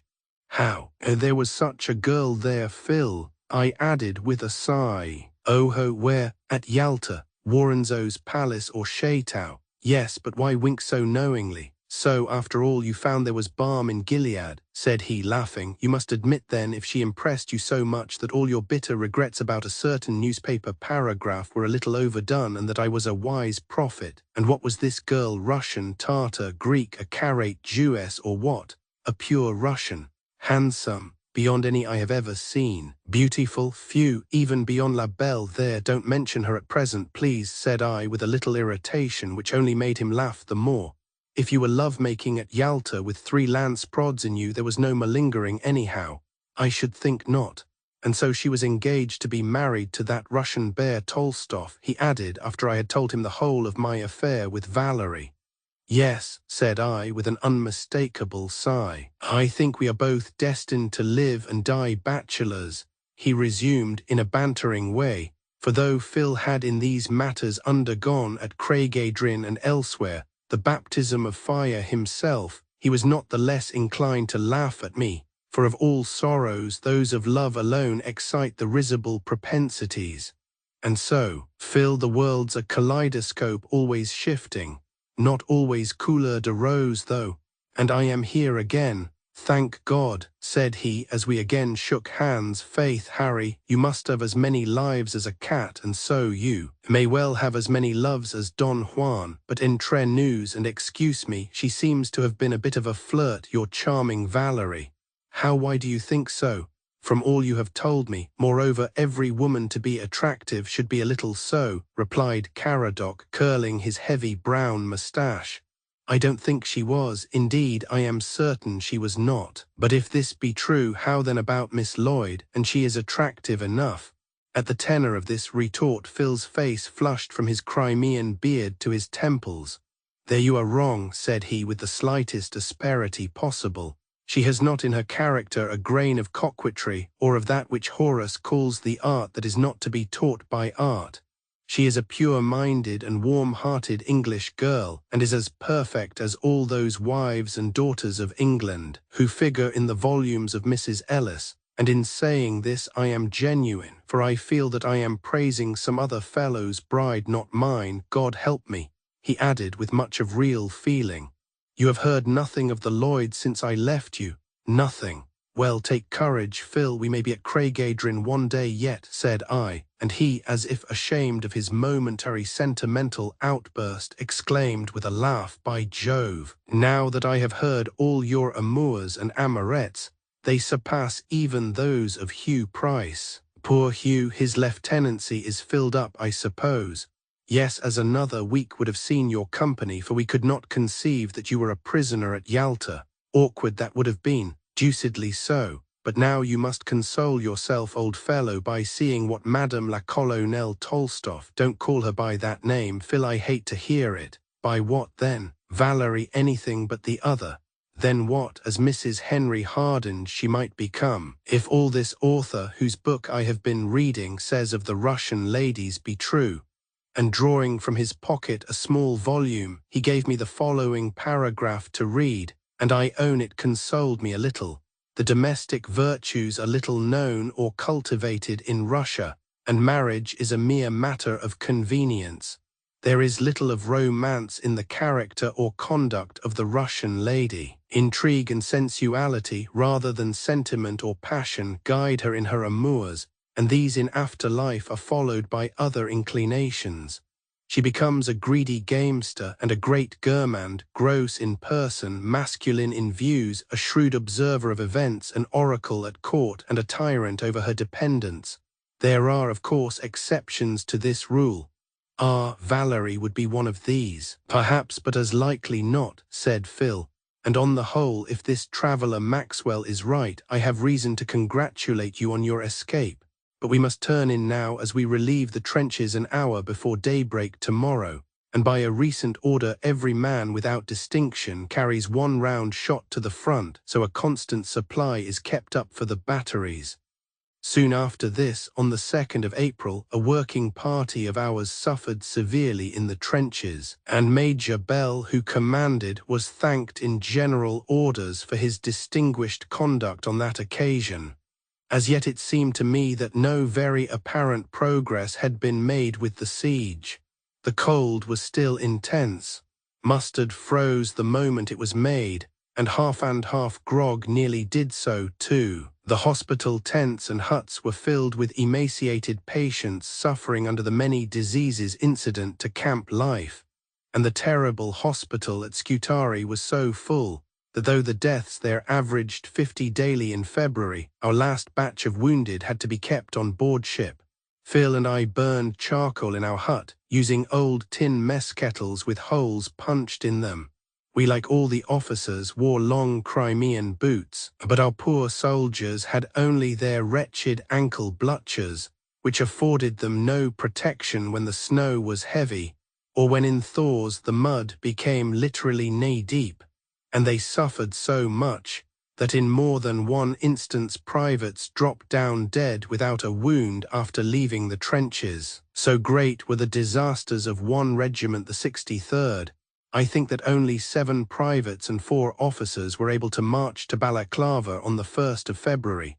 By the 12th, the effective strength of the Brigade of Guards was returned at 350 men, and all Corps the Highland, perhaps excepted, were in a similarly dilapidated state. The camp was ever full of conflicting rumours concerning combined assaults, expected sorties, the probabilities of peace, or a continuance of the war, alleged treasons among certain French officers, who were at one time alleged to have given the Russians plans of their own batteries, that Menschikoff was dead from a wound, and also Yermilov the admiral, that General Tolstov was now in command of the left towards Inkerman. If so, was Valerie now in Sebastopol? How I longed for the united attack, the storm and capture that might enable me to see her once again. And amid all these varied rumours there came one carried swiftly by horsemen through Bucharest and Varna, which reached us on the 7th of April, to the effect that Nicholas, the mighty Tsar of all the Russias, had gone to his last account, and I do not think it was a demise we mourned much. We sent intelligence of it by a flag of truce to the Russians, but they received it with scorn as a weak invention of the enemy. And now the snow began to wear away. The clouds that floated over the blue Euxine and the green spires of Sebastopol became light and fleecy. The young grass began to sprout, and the wild hyacinths, the purple crocuses and tender snowdrops, the violet and the primrose, were blooming in the valley of death, and on the fresh mould that marked where the graves of our comrades lay. Chapter 54. It was impossible for me not to feel lingering in my heart a deep and tender interest for Valerie. She had not deceived or ill-used me. We had simply been separated by the force of circumstances, by her previous troth to Tolstov, whom I flattered myself she could not love even if she respected or esteemed him. That they were married by this time I could scarcely doubt, as she had assured me that she was on the very eve of her nuptials, one of those marriages of convenience, according to Caradoc's book, and if he held a command so high in Sebastopol, there was every reason to conclude she must be with him. In the event of a general assault, I was fully resolved to send my card to headquarters as a volunteer for the storming column, though I knew right well that I dare not allow myself to fall alive into his hands at all events. Thus the whole situation gave me an additional and more personal interest in the fall and capture of that place than perhaps inspired any other man in the whole Allied army. What if Tolstov should be killed? This surmise opened up a wide field for speculation. Any of those balls that were incessantly poured against the city might send that amiable commander to kingdom come. And if Valerie were left a widow, well, I did not somehow like to think of her as a widow, Tolstov's especially. Yet I was exasperated to think of her so brilliant, so gentle, and so highly cultured, as the wife of one so coarse and even brutal in bearing. And if he did happen to stand in the way of a bullet, why should he not be killed as well as another? And so I reasoned, so true it is, that with all our veneering and French polish, the tiger is only half dead in any of us. If I were again unluckily sent with a flag of truce into Sebastopol on any mission such as the burial of the dead and removal of the wounded, or so forth, it would, I knew, be certainly violated by Tolstov, and myself be made prisoner for the affairs at Yalta. Then if such a duty were again offered me, on what plea could I with honour decline it? I could but devoutly hope that no such contingency might happen for me again. Times there were when, brooding over the past and recalling the strange magnetism of the smile of Valerie, and in the touch of her hand, the contour of her face, her wonderful hair and pleading winning dark eyes, There came into my heart the tiger feeling referred to, the jealousy that makes men feel mad, wild, fit for homicide or anything. And as hourly human lives were lavished everywhere, as the year closing whirls the scarlet leaves, I had heroics apart a terrible longing to have my left hand upon the throat of Tolstov, with Her Majesty's Sheffield regulation blade in the other, to help him on his way to a better world. In these or similar visions and surmises, I ceased to indulge when with Caradoc, as he was wont to quiz me, and say that if I got a wife out of Sebastopol, I should be the only man who gained anything by the war, and even my gain might be a loss. That, like himself, I had twice burned my fingers at the torch of Hymen, and that I should laugh at the Russian episode or loving interlude, as he called it, as there were girls in England whose shoestrings he was sure she was not fit to tie, though she had rightly told me that my passion was but a passing fancy. She knew not that it was one fed by revenge and disappointment. Lady Estelle may perhaps have destroyed your faith in women, added Phil, but anyway she has not destroyed mine. Have you still the locket with the likeness of Winifred Lloyd? Said I. Yes, God bless her, she left it with me, he replied with a kindling eye. How true Phil was to her, and yet she knew it not, and as far as we knew recked but little of the faith he bore her. On a Saturday night, the night of that 21st of April, on which we captured the rifle pits as we sat in our hut talking over the affair, weary with toil of that incessant firing to which the cannonading at Shoeburyness is a joke, Phil said, "Let us drink sweethearts and wives as we used to do in the transport." Agreed, said I, and as we clinked our glasses together and exchanged glances, I knew that his thoughts went back to Craig-Adrian, even as mine recurred to that moonlight night on the terrace at Yalta. You remained with the burial party, said he after a pause. Yes, and I saw something which convinced me that the fewer tender ties we fighting men have, the better for our own peace. An officer of the 19th lay among the dead, a man past 40 apparently. A paper was peeping from the breast of his coat. I pulled it out, and it proved to be a letter, received perhaps that morning, a letter from his wife, thrust hastily into his breast as we marched to the front.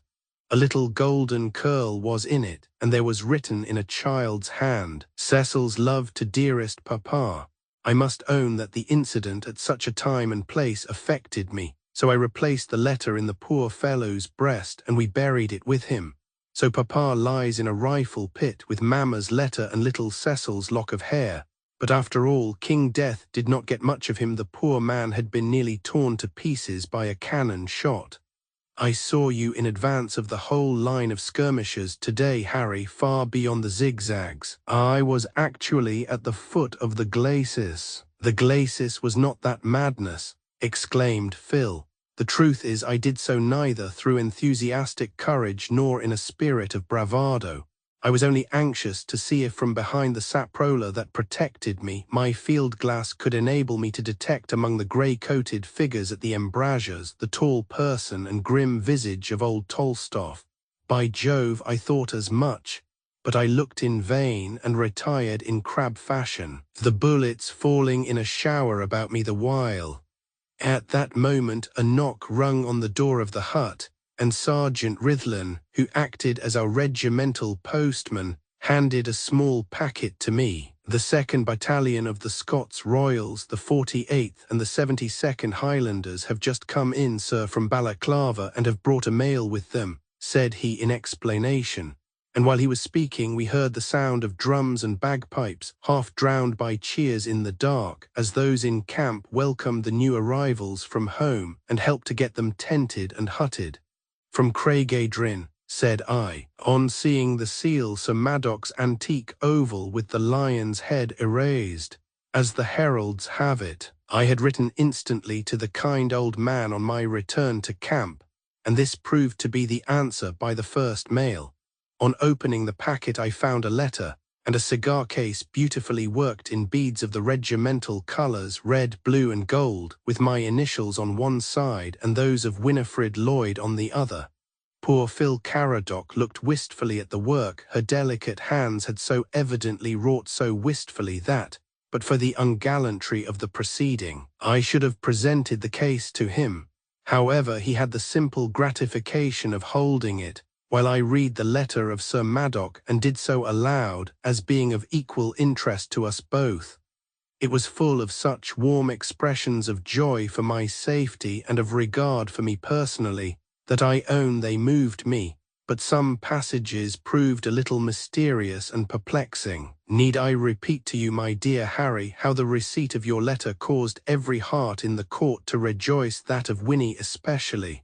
She is more impressionable than Dora, less volatile, and I have now learned why the poor girl refused Sir Watkins, and as I understand, another. That is me, said Phil parenthetically, but of that unexpected refusal of Sir Watkins Vaughan nothing can be said here.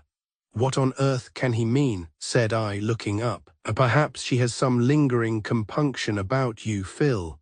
If so, she might have sent the cigar case to me or something else, just to square matters, as it were. Remembering my old suspicions and fears, they were fears then, as I drove away from Craigydrin for Chester, I read the letter in haste, and with dread of what it might contain or reveal, as I would not for worlds have inflicted a mortification, however slight, on my dear friend Caradoc, who gnawed the ends of his moustache at the following.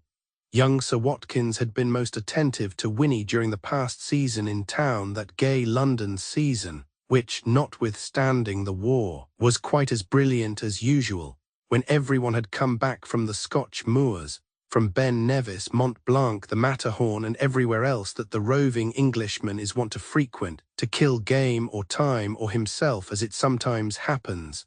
But Winnie won't listen to him, and I think he is turning his attention to Dora, though whether or not the girl who has another adorer, in the shape of a long-legged plunger with parted hair and a lisp, only laughs at him, I can't make out.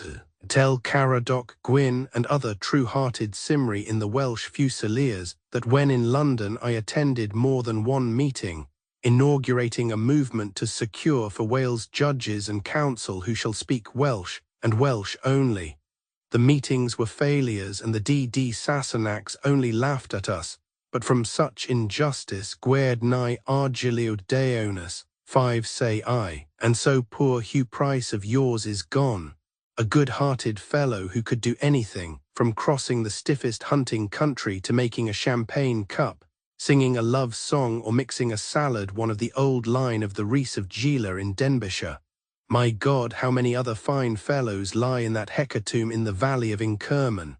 Sebastopol seems to be left quite open on one side, so that the Russians may pour in stores and fresh troops, and go and come at their pleasure. It is pleasant for taxpayers at home and the troops abroad to think that things are so arranged in Downing Street, by my Lords Aberdeen, Aberconway, and such like Whig incapables and incurables. I fear your regimental dinner would be a scanty one on St. David's days. On that day I had dined with Valerie and forgot all about the yearly festival of the Fusiliers. I thought of it, and of you all the more so, perhaps, that I had just seen the old colours of the Royal Welsh in St. Peter's Church at Carmarthen. The old baronet, after a few Welsh words, of which I could make nothing, rambled away into such subjects as mangled wurzels and subsoil, scab and foot rot, and food for pheasants, all of which I skipped.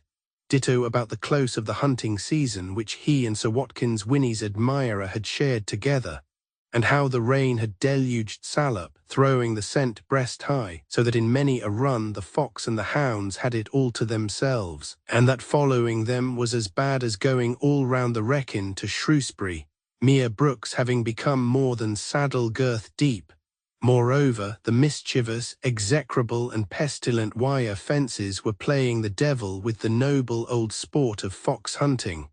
Then, with a few more expressions of regard, and a hint about Coutts and Co. If I wanted cash, his characteristic letter closed, and just when folding it, I detected Master Phil Caradoc surreptitiously placing Winnie's cigar case very near his bushy moustache, about to kiss it. In fact, he grew very red and looked a little provoked. "So that is all Sir Madoc's news," said he, "all a dear old fellow."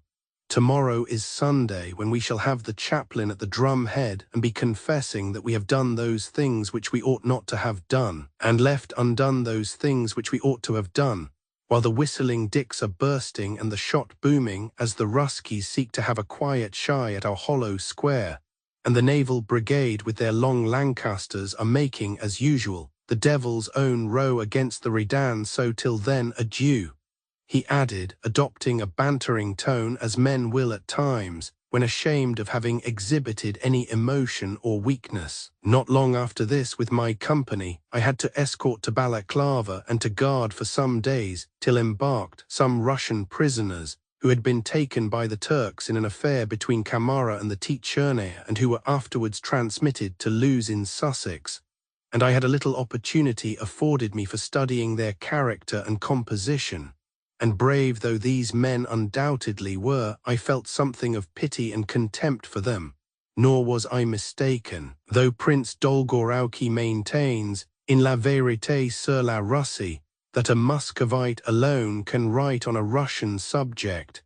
A British soldier never forgets that he is a citizen and a free-born man, but to the Russian these terms are as untranslatable as that of slave into the Celtic. In the Empire, when fresh levies are wanted, the chief of each village makes a selection. The wretched serfs have then one side of the head shaved to prevent desertion, and farther still are manacled and marched like felons to the headquarters of their regiment. There they are stripped, bathed, rather a necessary ceremony, and deprived of all they may possess, save the brass crosses and medals which are chained round their neck, the holy amulet of the Russian soldier, and spared to him as the only consolation of his miserable existence.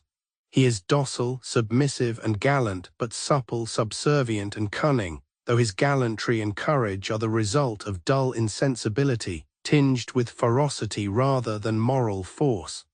The recruit bemoans the loss of his beard and carefully preserves it that it may be buried with him, as an offering to St. Nicholas, who would not admit him into heaven without it. Once enrolled, we cannot say enlisted, he makes a solemn vow never to desert the colours of his regiment, each of which has its own artel or treasury, its own chaplain, sacred banners and relics. The pay of these warriors averages about a halfpenny English per diem. Their food is of the most wretched description, and it is known that when the troops of Suwarrow served in the memorable campaign of Italy, they devoured with keen relish the soap and candles wherever they went. But many of the Russian battalions and even the Cossack corps have vocal companies that sing on the march, or at a halt, where they form themselves into a circle, in the centre of which stands the principal singer or leader. And thus I heard some of these poor fellows sing, when I halted them outside Balaclava at a place where, as I remember, there lay a solitary grave that, probably of a Frenchman, as it was marked by a cross, had a wreath of immortelles upon it, and was inscribed, alas for the superstitions of the poor human heart, the last tribute of love. The snow and the rain had frittered it nearly away.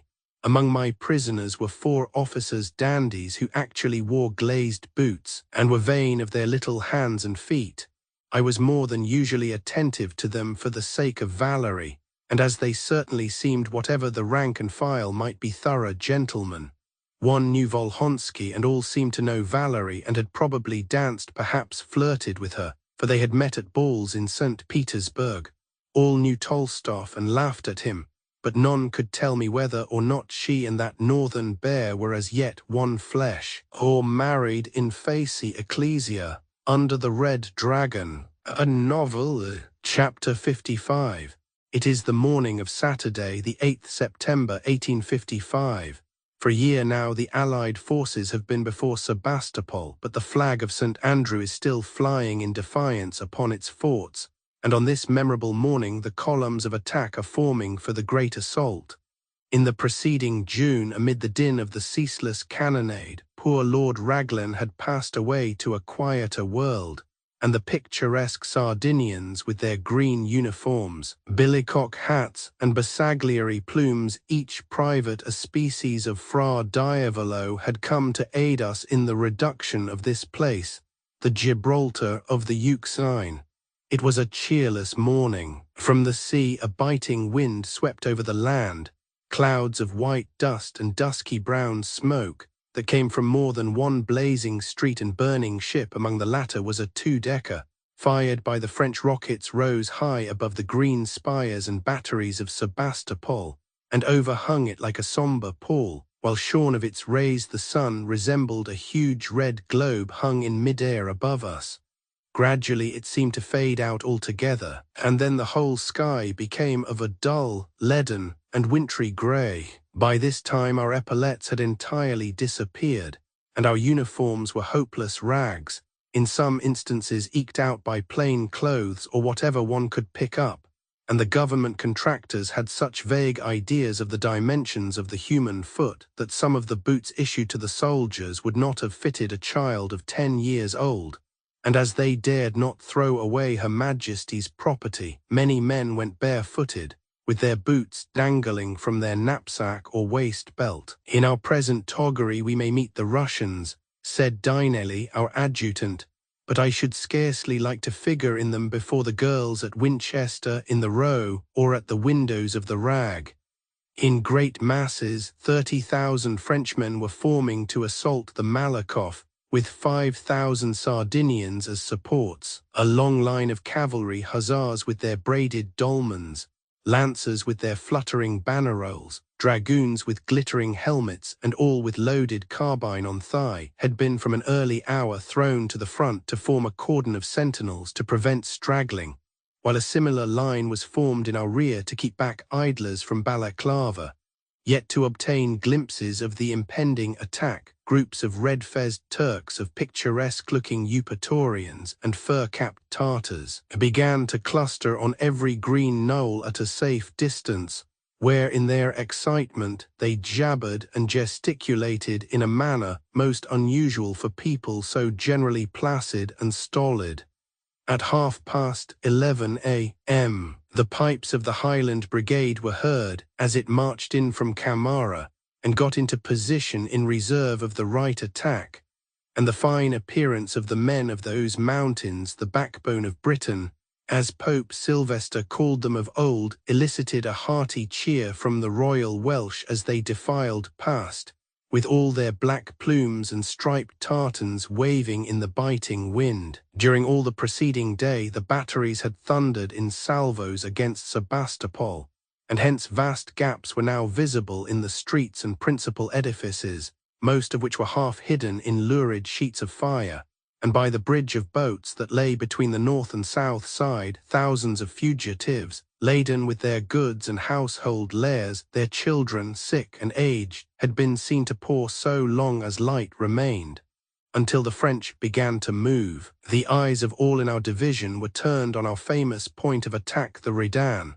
and I may inform the non-military reader that a redan in field fortification means simply an indented work with lines and faces, but this one resembled an unfinished square, with two sides meeting at the salient angle in front of our parallels, i.e., the trenches by which we had dug our way under cover towards it. With a strong reinforcement, Nishalevich Tolstov, now as before stated a general, had entered the Redan by its rear or open face, and since his advent it had been greatly strengthened.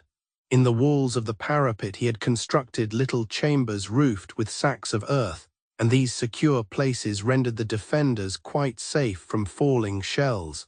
In the embrasures were excavations wherein the gunners might repose close by their guns, but ever armed and accoutred, and by a series of trenches it communicated with the great clumsy edifice known as the Malakoff Tower. By a road to the right, the Redan also communicated with the extensive quadrangle of buildings forming the Russian barracks, 100 yards distant, and in its sphere there lay the artillery or dockyard creek, the flat caps and in other instances the round glazed helmets of the Russians and the points of their bayonets, bristling like a hedge of steel, could be seen above the lines of its defense and at the deeply cut embrasures, where the black cannon of enormous caliber peered grimly down upon us. Our arrangements were very simple. At noon the French were to attack the Malakoff, and as soon as they fell to work we were to assault the Redan, and I had volunteered for the scaling ladder party, which consisted of 320 picked men of the Kentish Buffs and 97th or Ulster Regiment. In the trenches of our left attack could be seen the black bearskins of our brigade of guards, and massed in dusky column on the hill before their camp, their red now changed to a very neutral tint indeed, were the slender battalions of the 3rd Division, motionless and still, save when the wind rustled the tattered silk of the colours, or the sword of an officer gleamed as he dressed the ranks. A cross cannonade was maintained, as usual, between our batteries and those of the enemy. The balls were skipping about in all directions, and several roving Englishmen, adventurous tourists, own correspondents, and unwary amateurs who were there had to scuttle for their lives to some place of shelter. As I joined the ladder party, I could not help thinking of many a past episode in my life, of Estelle who had been false, of Valerie who was lost to me, and of the suspicion that Winifred Lloyd loved me. Ere another hour I might be lying dead before the Redan and there forget them all. Our covering party consisted of 200 of the Buffs and Rifles under Captain Lewes, but alas for the weakness of our force as compared with thousands of men to oppose. The strength of the 2nd Division detailed against the Redan consisted only of 760 men of the 3rd, 41st, and 62nd Regiments, with a working party of 100 from the Royal Welsh. The rest of Colonel Wyndham's brigade was in reserve. Brigadier Shirley, who was to command the whole, had been ill on board ship, but the moment the gallant fellow heard that an assault was resolved on, he hastened to join us. Prior, however, to his coming, Colonel Wyndham and Colonel Annett of the 29th were deciding which of them should take precedence in leading the attack. They coolly tossed up a shilling, and the latter won. Thus he had the alternative of saying whether he would go first or follow Wyndham, but a glow spread over his face, and he exclaimed, "I have made my choice, and I shall be the first man inside the Redan." However, it was doomed to be otherwise, as soon afterwards a ball from the abatis severely wounded and disabled him. When we had seen that our men had carefully loaded and capped and cast loose their cartridges, all became very still, and there was certainly more of thought than conversation among us. Many of the men in some regiments were little better than raw recruits, and were scarcely masters of their musketry drill. Disease in camp and death in action had fast thinned our ranks of the carefully trained and well-disciplined soldiers who landed in Bulgaria, and when these the pest and bullet failed, the treachery of contractors and the general mismanagement of the red tapists did the rest. Accustomed as we had been to the daily incidents of this protracted siege, there was a great hush over all our ranks, the hush of anticipation and perhaps of grave reflection. It came to the lightest-hearted and most heedless there. "What is the signal for us to advance?" I inquired. "4 rockets," replied Dinelli, our adjutant, who was on foot with his sword drawn and a revolver in his belt. "There go the French to attack the tower," cried Gwyn, and then a hum of admiration stole along our lines as we saw them, at precisely 5 minutes to 12 o'clock, like a swarm of bees, issue from their trenches, the linesmen in kepis and long blue coats, the zouaves in turbans and baggy red breeches, under a terrible shower of cannon and musketry, fiery in their valour, quick, ardent, and eager. They swept over the little space of open ground that lay between the head of their sap, and irresistible in their number, poured on a sea of armed men, a living tide, a human surge, section after section and regiment after regiment to the assault. O'er ditch and stream, o'er crest and wall, they jump and swarm, they rise and fall, with Vives and Chris, with Chi Zero RS and cries, like thunderings in autumnal skies, till every foot of ground is mud, with tears and brains and bones and blood.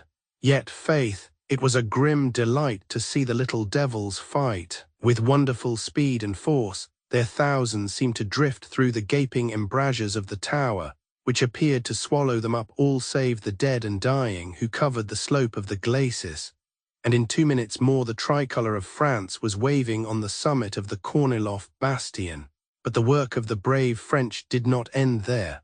From 12 till 7 at night, they had to meet and repulse innumerable attempts of the Russians to regain what they had lost, the great tower, which was really the key of the city, till in weariness and despair the latter withdrew, leaving the slopes covered with corpses that could only be reckoned by thousands. The moment the French standard fluttered out above the blue smoke and grimy dust of the tower, a vibration seemed to pass along all our ranks. Every face lit up, every eye kindled, every man instinctively grasped more tightly the barrel of his musket or the blade of his sword, or set his cap more firmly on his head for the final rush. "The tricolour is on the Malakoff, by heavens, the French are in, hurrah!" cried several officers. "Hurrah!" responded the stormers of the light and second divisions. "There go the rockets," cried Phil Caradoc, pointing with his sword to where the tiny jets of sparkles were seen to curve in the wind against the dull leaden sky, their explosion unheard amid the roar of musketry and of human voices in and beyond the Malakoff. "Ladders to the front, 8 men per ladder," said Welsford of the 97th. "It is our turn now, lads, forward, forward," added someone else, Raymond Mostyn of the Rifles, I think. "There is a £5 note offered to the first man inside the Redan," exclaimed little Owen Tudor, a drummer of ours, as he slung his drum and went scouring to the front. But a bullet killed the poor boy instantly, and Welsford had his head literally blown off by a cannon ball. In their dark green uniforms, which were patched with many a rag, 100 men of the rifle brigade who carried the scaling ladders preceded us, and the moment they and we began to issue, which we did at a furious run, with bayonets fixed and rifles at the short trail, from the head of the trenches, the cannon of the Redan opened a withering fire upon us. The round shot tore up the earth beneath our feet, or swept men away by entire sections, strewing limbs and other fragments of humanity everywhere. The exploding shells also dealt death and mutilation. The grape and canister swept past in whistling showers, and wicked little shrapnels were flying through the air like black spots against the sky, while with a hearty and genuine English hurrah, that deepened into a species of fierce roar, we swept towards the ditch which so few of us might live to recross. Thick fall our dead on every hand, and the hoarse boom of the cannon is sounding deep amid the roar of the concentrated musketry. Crawling and limping back to the trenches for succour and shelter, the groaning or shrieking wounded are already pouring in hundreds to the rear, reeking with blood, and within a minute, the whole slope of the Redan is covered with our redcoats, the dead, or the helpless, thick, as the leaves lie when forests are rended. Chapter 56. One enormous cannon shot that struck the earth and stones threw up a cloud of dust which totally blinded the brave brigadier who led us.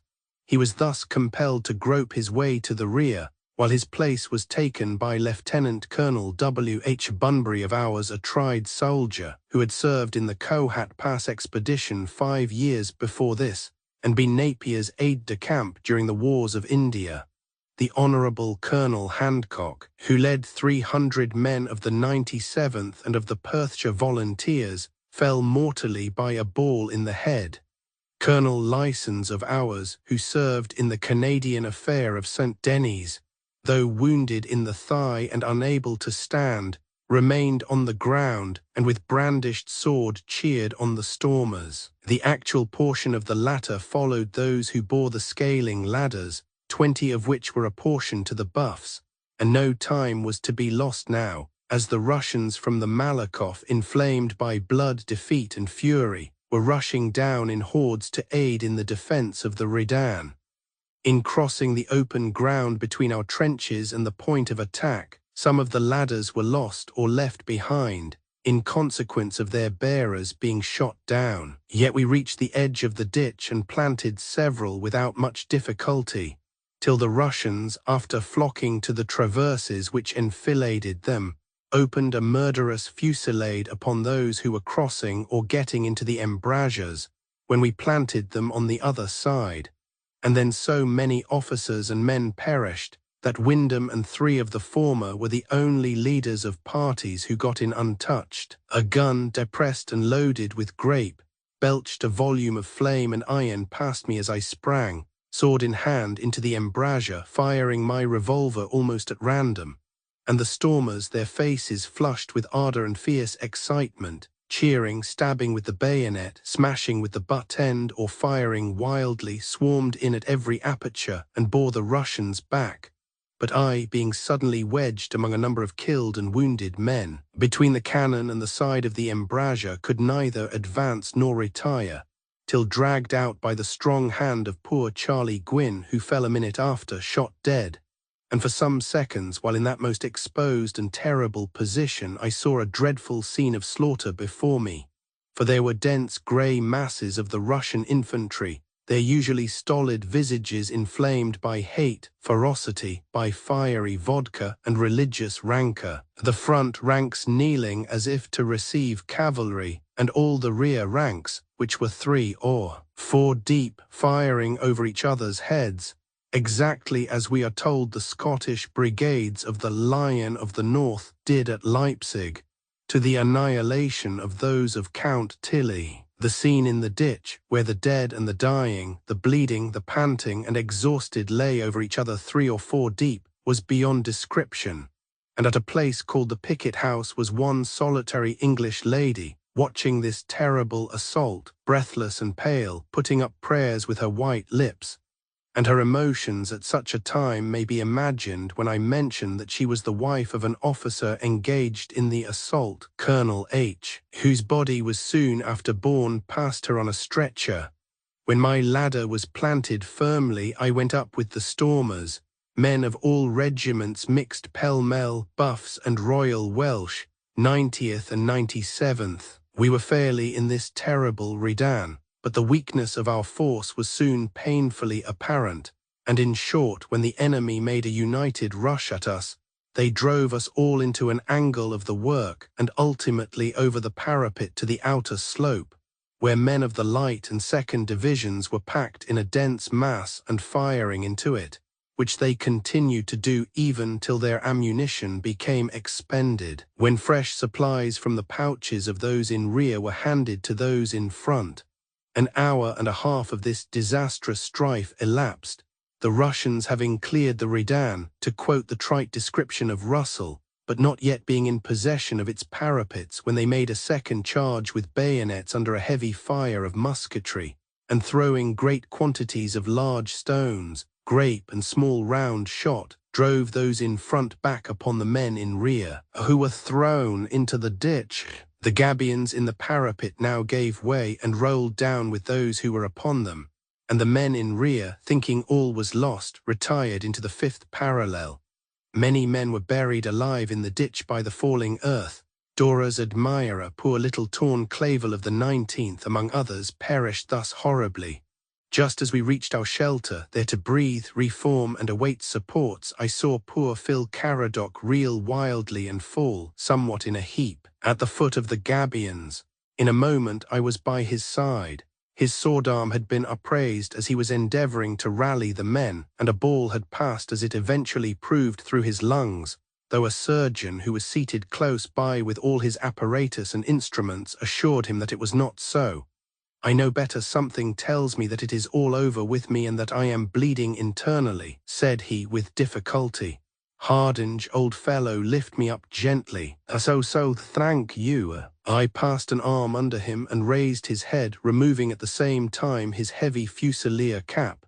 There was a gurgle in his throat, and the foam of agony came on his handsome brown moustache. I am going fast, said he, grasping my hand. God bless you, Harry, see me buried alone. If I escape, but there is yet hope for you, Phil. But he shook his head and said, while his eye kindled, if I was not exactly the first man in, I was not long behind Wyndham. I risked my life freely, he added, in a voice so low that I heard him with difficulty amid the din of the desultory fire and the mingled roar of other sounds in and around the Malakoff. Yet I should like to have gone home and seen my dear old mother once again in green Llangollen and her she, you know who I mean, Harry. But God has willed it all otherwise, and I suppose it is for the best. Turn me on my side, dear fellow, so. I am easier now. As I did what he desired, his warm blood poured upon my hand, through the orifice in his poor, faded and patched regimentals, never so much as then like the old red coat that tells of England's glory.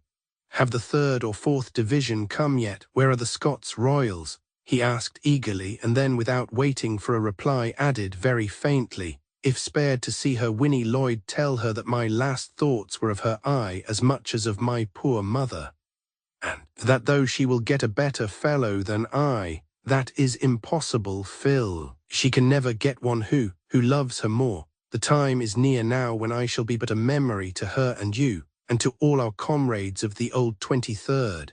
His lips quivered and his eyes closed as he said with something of his old pleasant smile, "I am going to heaven, I hope, Harry. If I have not done much good in the world, I have not done much harm, and in heaven I'll meet with more red coats, I believe, than black ones. And tell Winnie what I was to tell her I never learned." His voice died away and he never spoke again.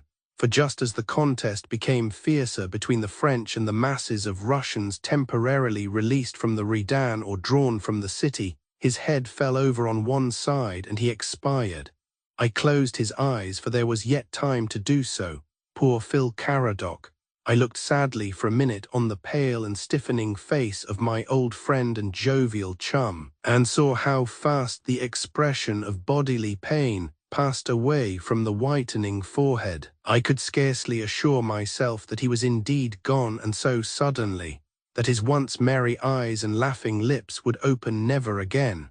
Turning away, I prepared once more for the assault, and then for the first time I perceived Lieutenants Dinelly and Somerville of ours lying near him, the former mortally wounded and in great pain, the latter quite dead. My soul was full of a keen longing for vengeance, to grapple with the foe once more, foot to foot and face to face. The blood was fairly up in all our hearts, for the Russians had now relined their own breastworks, where a tall officer in a grey capote made himself very conspicuous by his example and exertions. He was at last daring enough to step over the rampart and tear down a wooden gabion, to make a kind of extempore embrasure through which an additional field piece might be run. "You are so fond of pot firing," said Colonel Wyndham to the soldiers, with some irritation at the temporary repulse. "Why the deuce don't you shoot that Russian?" On looking through my field glass, to my astonishment, I discovered that he was Tolstoff. Sergeant Rithlin of ours now levelled his rifle over the bank of earth which protected the parallel, took a steady aim and fired. Tolstoff threw up his arms wildly, and his sword glittered as it fell from his hand. He then wheeled round, and fell heavily backward into the ditch, which was 20 feet broad and 10 feet deep, dead. At least I never saw or heard of him again. Just as a glow of fierce exultation, pardonable enough perhaps at such a time, and remembering all the circumstances under which this distinguished Muscovite and I had last met and parted, thrilled through me, I experienced a terrible shock, a shock that made me reel and shudder, with a sensation as if a hot iron had pierced my left arm above the elbow. It hung powerless by my side, and then I felt my own blood trickling heavily over the points of my fingers. "Wounded, my God, hit at last," was my first thought, and I lost much blood before I could get anyone in that vile burly to tie my handkerchief as a temporary bandage round the limb to stanch the flow. I was useless now, and worse than useless, as I was suffering greatly, but I could not leave the parallel for the hospital huts, and remained there nearly to dusk fell. Before that I had seen Caradoc interred between the gabions, and there he lay in his hastily scooped grave, uncoffined and unknelled, his heart's dearest longings unfulfilled, his brightest hopes and keenest aspirations crushed out like his young life, and the evanescent picture, the poor photo of the girl he had loved in vain, buried with him. And when poor Phil was being covered up, I remembered his anecdote about the dead officer and the letter that was replaced in his breast. Well, my turn for such uncouth obsequies might come soon enough now. In the affair of the Redan, if I mistake not, 146 officers and men of ours, the Welsh Fusiliers, were killed and wounded, and every other regiment suffered in the same proportion. The attack was to be renewed at 5 in the morning by the Guards and Highlanders, under Lord Clyde of gallant memory, then Sir Colin Campbell, but on their approaching it was found that the Russians had spiked their guns and bolted by the bridge of boats, leaving Sebastopol one sheet of living fire. Fort after fort was blown into the air, each with a shock as if the solid earth were being split asunder. The sky was filled with live shells which burst there like thousands of scarlet rockets, and thus showers of iron fell in every direction.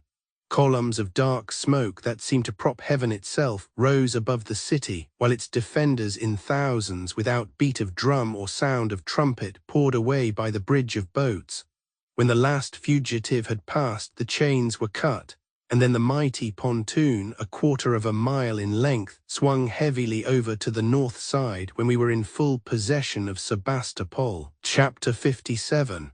I must have dropped asleep of sheer weariness and loss of blood when tottering to the rear, for on waking I found the moon shining and myself lying not far from the 5th parallel, which was now occupied like the rest of the trenches by the kilted Highlanders, whose bare legs and the word Egypt on their appointments formed a double source of wonder to our Moslem allies, especially to the contingent that came from the land of bondage. These sturdy fellows were chatting, laughing and smoking, or quietly sleeping and waiting for their turn of service against the Redan in the dark hours of the morning.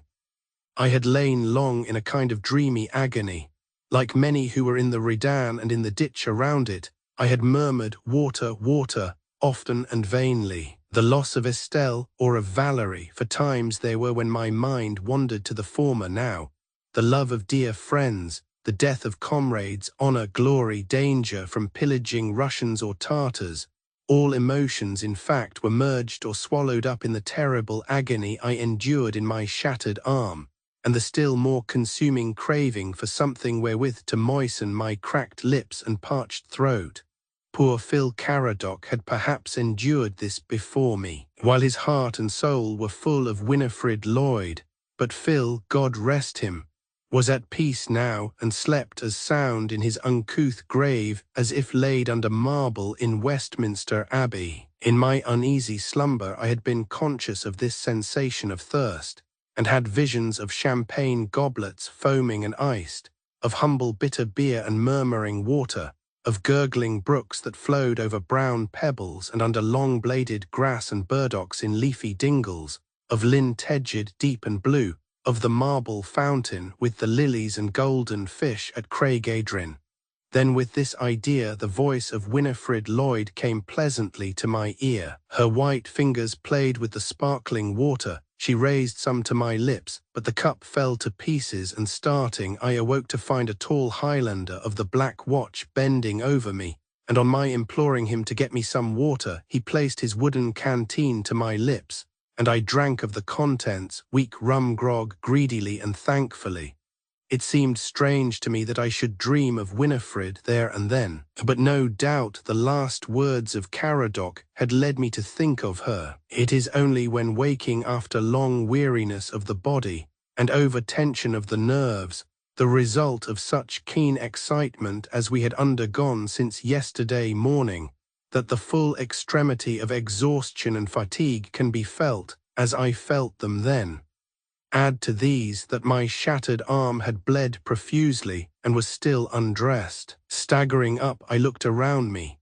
The moon was shining, and flakes of her silver light streamed through the now silent embrasures of the Redan, silent save for the groans of the dying within it.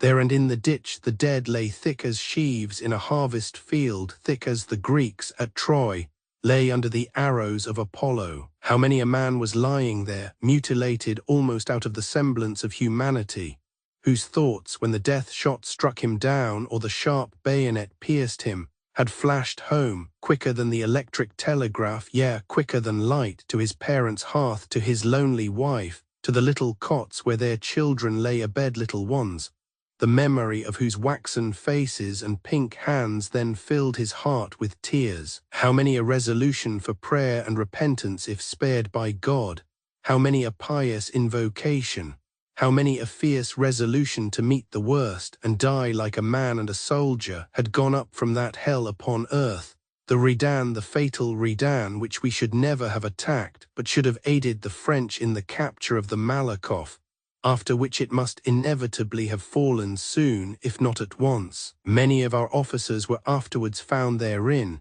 each with a hand clutching a dead Russian's throat or coat or belt, their fingers stiffened in death, man grasping man in a fierce and last embrace.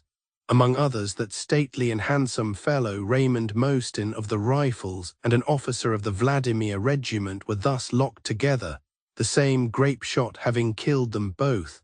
Some of our slain soldiers were yet actually clinging to the parapet and slope of the glacis, as if still alive, thus showing the reluctance with which they had retired, the desperation with which they died. In every imaginable position of agony, of distortion and bloody mutilation they lay, heads crushed and faces battered, eyes starting from their sockets and swollen tongues protruding. And on that terrible scene the pale moon, sweet regent of the sky, the innocent queen of night, as another poet calls her, looked softly down in her glory, as the same moon in England far away was looking on the stubble fields whence the golden grain had been gathered, on peaceful homesteads, old church steeples and quiet cottage roofs, on the ruddy furnaces of the Black Country, on peace and plenty, and where war was unknown save by name. She glinted on broken and abandoned weapons. She silvered the upturned faces of the dead, kissing them, as it were, for many a loving one who should see them no more, and gemming as if with diamonds the dewy grass and the autumnal wild flowers. And there too, amid that horrible debris, were the little birds, the goldfinch, the tit, and the sparrow, hopping and twittering about, too terrified to seek their nests, scared as they were by the uproar of the day that was past. I felt sick at heart and crushed in spirit now. In the immediate foreground the moonlight glinted on the tossing dark plumes, the picturesque costume, and bright bayonets of the Highlanders in the trenches. In the distance was the town, its ports, arsenals, barracks, theatres, palaces, churches, and streets sheeted with roaring flames that lighted up all the roadstead, where, one after the other, the Russian ships were disappearing beneath the waves. In that lurid glare which tipped with a fiery gleam the white walls and spiked cannon of the now abandoned forts, I began to creep back towards the camp in search of surgical aid, and on the way came to a place where, with their uniforms off, their shirt sleeves rolled up, their boxes of instruments open, lint and bandages ready, 3 officers of the medical staff were busy upon a group of wounded men who sat or lay near, waiting their turn, some impatiently, some with passive endurance, but all more or less in pain, as their moans and sighs declared. "Don't bother about that Zouave, Gage," I heard one Aesculapius say as I came near. "I have overhauled him already. Is his wound mortal?" "Yes, brain lacerated. By Jove, here is an officer of the 23rd. Well, he must wait a little." So I sighed and seated myself on a stone and clenched my teeth to control the agony I was enduring. The men who lay about us with pale, woebegone visages and lackluster eyes belonged chiefly to the light division, but among them I saw to my surprise a Russian hussar lying dead, with the blood dry and crusted on his pale blue and yellow braided dolman. How he came to be there I had not the curiosity to inquire. A mere bundle of gory rags he seemed, for a cannon shot had doubled him up, and now his Tartar horse stood over him, eyeing him wildly, and sniffing as if in wonder about his bearded face and fallen jaw. The Zouave referred to was a noisy and loquacious fellow, notwithstanding his perilous predicament. He had strayed hither somehow from the Malakoff, and was mortally wounded, as the surgeon said, and dying. A tiny plaster image of the Blessed Virgin lay before him. He was praying intently at times, but being fatuous, he wildly and oddly mingled with his orisons the name of a certain Mademoiselle Aureille, a fleuriste, with whom he imagined himself in the second gallery of the Théâtre Français or supping at the Barrière de l'Étoile. Anon he imagined they were on the boulevards or in a café chantant, and then as his mind, or what remained of it, seemed to revert to the events of the day, he drew his cabbage cutter, as the French call their sword bayonet, and brandished it, crying, "Cut and hew, strike, mes camarades, frappez vite et frappez forte. Vive la France, vive l'Imperieure." This was the last effort. A gush of fresh blood poured into his eyes, and the poor Zouave was soon cold and stiff. In a kind of stupor I sat there and watched by moon and lantern light the hasty operations. Bullets probed for and snipped out by forceps, while the patients writhed and yelled. Legs and arms dressed or cut off like branches lopped from a tree and chucked into a heap for interment. I shuddered with apprehensive foreboding of what might ensue when my own turn came, and heard, as in a dream, the three surgeons talking with the most placid coolness about their little bits of practice. "Jones, please," said one, a very young staff medico, "will you kindly take off this fellow's leg for me? I have ripped up his trousers and applied the tourniquet. He is quite ready." "But must it come off?" asked Jones, who was patching up a bullet hole with lint. "Yes, gunshot fracture of the knee joint, patella totally gone." "Why don't you do it yourself, my good fellow?" asked the third, who, with an ivory-handled saw between his teeth, was preparing to operate on the forearm of a 19th man whose groans were terrible. "Gage, did you never amputate?" "Never on the living subject."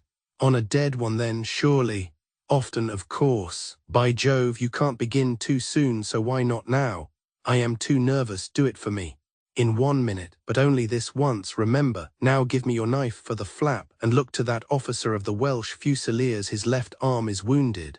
So while Dr. Jones, whom the haggard eyes of the man whose limb was doomed watched with a terrible expression of anxiety, applied himself to the task of amputation, the younger doctor, a hand fresh from London, came to me. After ripping up the sleeve of my uniform and having a brief examination which caused me such bitter agony that I could no longer stand but lay on the grass, he said, "Sorry to tell you that yours is a compound fracture of the most serious kind."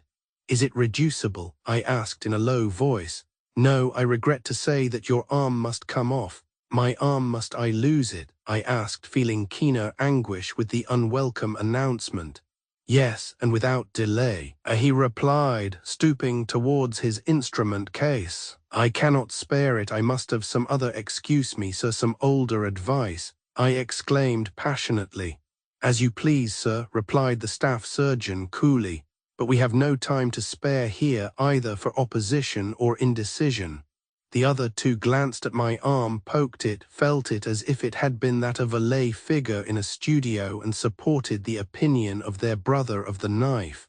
But the prospect of being mutilated, armless for life, and all the pleasures of which such a fate must deprive me, seemed so terrible that I resolved to seek for other advice at the hospital tents, and towards them I took my way, enduring such pain of body and misery of mind that on reaching them I should have sunk, had brandy not been instantly given to me by an orderly. It was Sunday morning now, and the grey light of the September dawn was stealing over the waters of the Euxine and up the valley of Inkerman. The fragrant odour of the wild thyme came pleasantly on the breeze, but now the rain was falling heavily, as it generally does after an action firing puts down the wind, and so the rain comes. But to me then it was like the tears of heaven, nature's tear-drop, as Byron has it, bedewing the unburied dead. A red-faced and irritable-looking little deputy inspector of hospitals in a blue-frogged surtout received me, and from him I did not augur much. The patients were pouring in by hundreds, and the medical staff had certainly no sinecure there. After I had been stripped and put to bed, I remember this personage examining my wound and muttering, "Bad case very." "Am I in danger, doctor?" I inquired. "Yes, of course, if it should gangrene," said he sharply. "I don't care much for life, but I should not like to lose my arm. Do you think that what?" he asked, opening his box of tools with sang-froid. "I shall die of this, of a smashed bone, yes." "Well, my dear fellow, not yet, I hope." "Yet," said I doubtfully. Well, immediately, I mean, there is already much sign of inflammation and consequent chance of fever. The os humerus is, as I say, smashed to pieces, and the internal and external condyles of the elbow are most seriously injured. Corporal Mulligan, a basin and sponge and desire doctor. I did not catch the name to step this way. The corporal, a black-bearded Connaught ranger who had lost an eye at Ulmer, brought what the surgeon required. He then placed a handkerchief to my nostrils. There was a bubbling sensation in the brain, but momentary, as the handkerchief contained chloroform. Then something peaceful, soporific and soothing stole over me, and for a time I became oblivious of all around me. Chapter 58. To be brief, when the effect of the chloroform passed away, I became sensible of a strange sensation of numbness about my left shoulder. Instinctively and shudderingly I turned my eyes towards it and found that my left arm was gone. Gone, and near me stood Corporal Mulligan coolly wiping the fat little surgeon's instruments for the next case. Some wine, Krimskoy and water were given me, and then I closed my eyes and strove, but in vain, to sleep and to think calmly over my misfortune, which for a time induced keen misanthropy indeed. Armless, thought I was pretty tired of life before this and am utterly useless now. Would that the shot had struck me in a more vital place and polished me off at once, that old staff sawbones should have left me to my fate, should have let mortification, gangrene and all the rest of it do their worst, and I might have gone quietly to sleep where so many lay, under the crocuses and caper bushes at Sebastopol. After life's fitful fever men sleep well, and so I hoped should I. Such reflections were, I own, ungrateful and bitter, but suffering, disappointment, and more than all, the great loss of blood I had suffered had sorely weakened me, and yet on looking about me and seeing the calamities of others, I felt that the simple loss of an arm was indeed but a minor affair. Close by me on the hospital pallets I saw men expiring fast, and borne forth to the dead pits only to make room for others. I saw the poor human frame, so delicate, so wondrous, and so divine in its organization, cut, stabbed, bruised, crushed, and battered in every imaginable way, and yet with life clinging to it when life had become worthless. From wounds and operations upon wounds there was blood everywhere. On the pallets, the straw, the earthen floor, the canvas of the tents, in buckets and basins, on sponges and towels, and on the hands of the attendants. Incessantly there were moans and cries of anguish, and ever and anon that terrible sound in the throat known as the death rattle. Sergeant Rithlin, Dicky Roll the drummer, the little keeper of the regimental goat, and many rank and file of the old 23rd relics of the Redan were there, and some lay near me. The sergeant was mortally wounded and soon passed away. The poor boy was horribly mutilated, a grape shot having torn off his lower jaw, and he survived, to have perhaps a long life of misery and penury before him. And will it be believed that through red tapery and wretched Whig parsimony, 2 hours before the attack on the Redan, the senior surgeon in the quarries was run out of lint, plasters, bandages, and every other appliance for stanching blood. I heard some of our wounded, in their triumph at the general success of the past day, attempting feebly and in quavering tones to sing "Cheer, boys, cheer," while others, in the bitterness of their hearts or amid the pain they endured, were occasionally consigning the eyes, limbs, and souls of the Ruskies to a very warm place indeed. Estelle's ring, which I had still worn, was gone with my unfortunate arm, and was now the prize, no doubt, of some hospital orderly. Next day, as the wounded were pouring in as fast as the dripping stretchers and ambulances could bring them, I was sent to the monastery of St. George, which had been turned into a convalescent hospital. The removal occasioned fever, and I lay long there hovering between life and death. And I remember how, as portions of a seeming phantasmagoria, the faces of the one-eyed corporal who attended me, and of the staff doctors Gage and Jones, became drearily familiar. This monastery is situated about 5 miles from Balaclava and 6 from Sebastopol, near Cape Fiolent, and consists of 2 long ranges of buildings, 2 stories in height, with corridors off which the cells of the religious open. The chapel full of hospital pallets, their faces the sea, and the view in that direction is both charming and picturesque. A zigzag pathway leads down from the rocks of red marble, past beautiful terraces clothed with vines and flowering shrubs, to a tiny bay so sheltered that there the ocean barely ripples on the snow-white sand.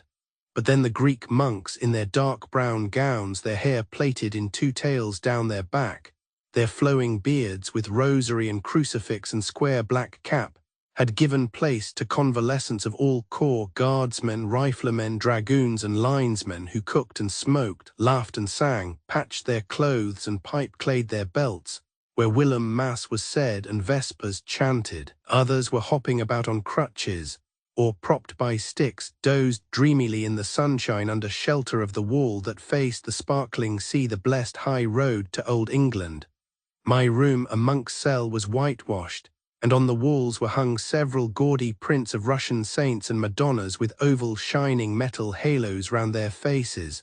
But most of these the soldiers, with an eye to improvement in art, had garnished with short pipes, moustaches and eyeglasses, and with scissors and paste-pot Corporal Mulligan added other decorations from the pages of Punch. Sebastopol had fallen. Redan Wyndham, as we named him, then a brigadier general, was its governor, and by the Allies the place had been plundered of all the flames had spared not much certainly, even to the cannon and church bells, and now peace was at hand. But many a day I sighed and tossed wearily on my hard bed, and more wearily still in the long nights of winter, when the bleak wind from the Euxine howled round the monastery and the rain lashed its walls, though Corporal Mulligan would wink his solitary eye and seek to console me by saying, "Your honour's in luck, there is no trench guard tonight, thank God." "Nor will there ever be again for me," I would reply. The inspector of hospitals had informed me that, so soon as I could travel, sick leave would be granted me that I might proceed to England, but I heard him with somewhat of indifference.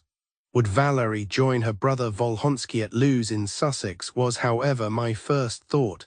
She would be free to do as she pleased now that the odious Tolstoff, but was he killed by Rithlin's bullet or merely wounded, with the pleasure of having Valerie perhaps for a nurse? He certainly seemed to fall from the parapet as if he were shot dead. Why had I not gone back and inspected the slain in the ditch of the Redan to see if he lay there? But I had other thoughts then, and so the opportunity, even could I have availed myself of it, was gone for ever. These calculations and surmises may seem very cool now, but to us then human life, and human suffering too, were but of small account indeed. One evening the fat little staff surgeon came to me with a cheerful expression on his usually cross face and 2 packets in his hand. "Well, doctor," said I with a sickly smile, but unable to lift my head, "so I didn't die after all." "No, close shave though. Wish you joy, Captain Hardinge."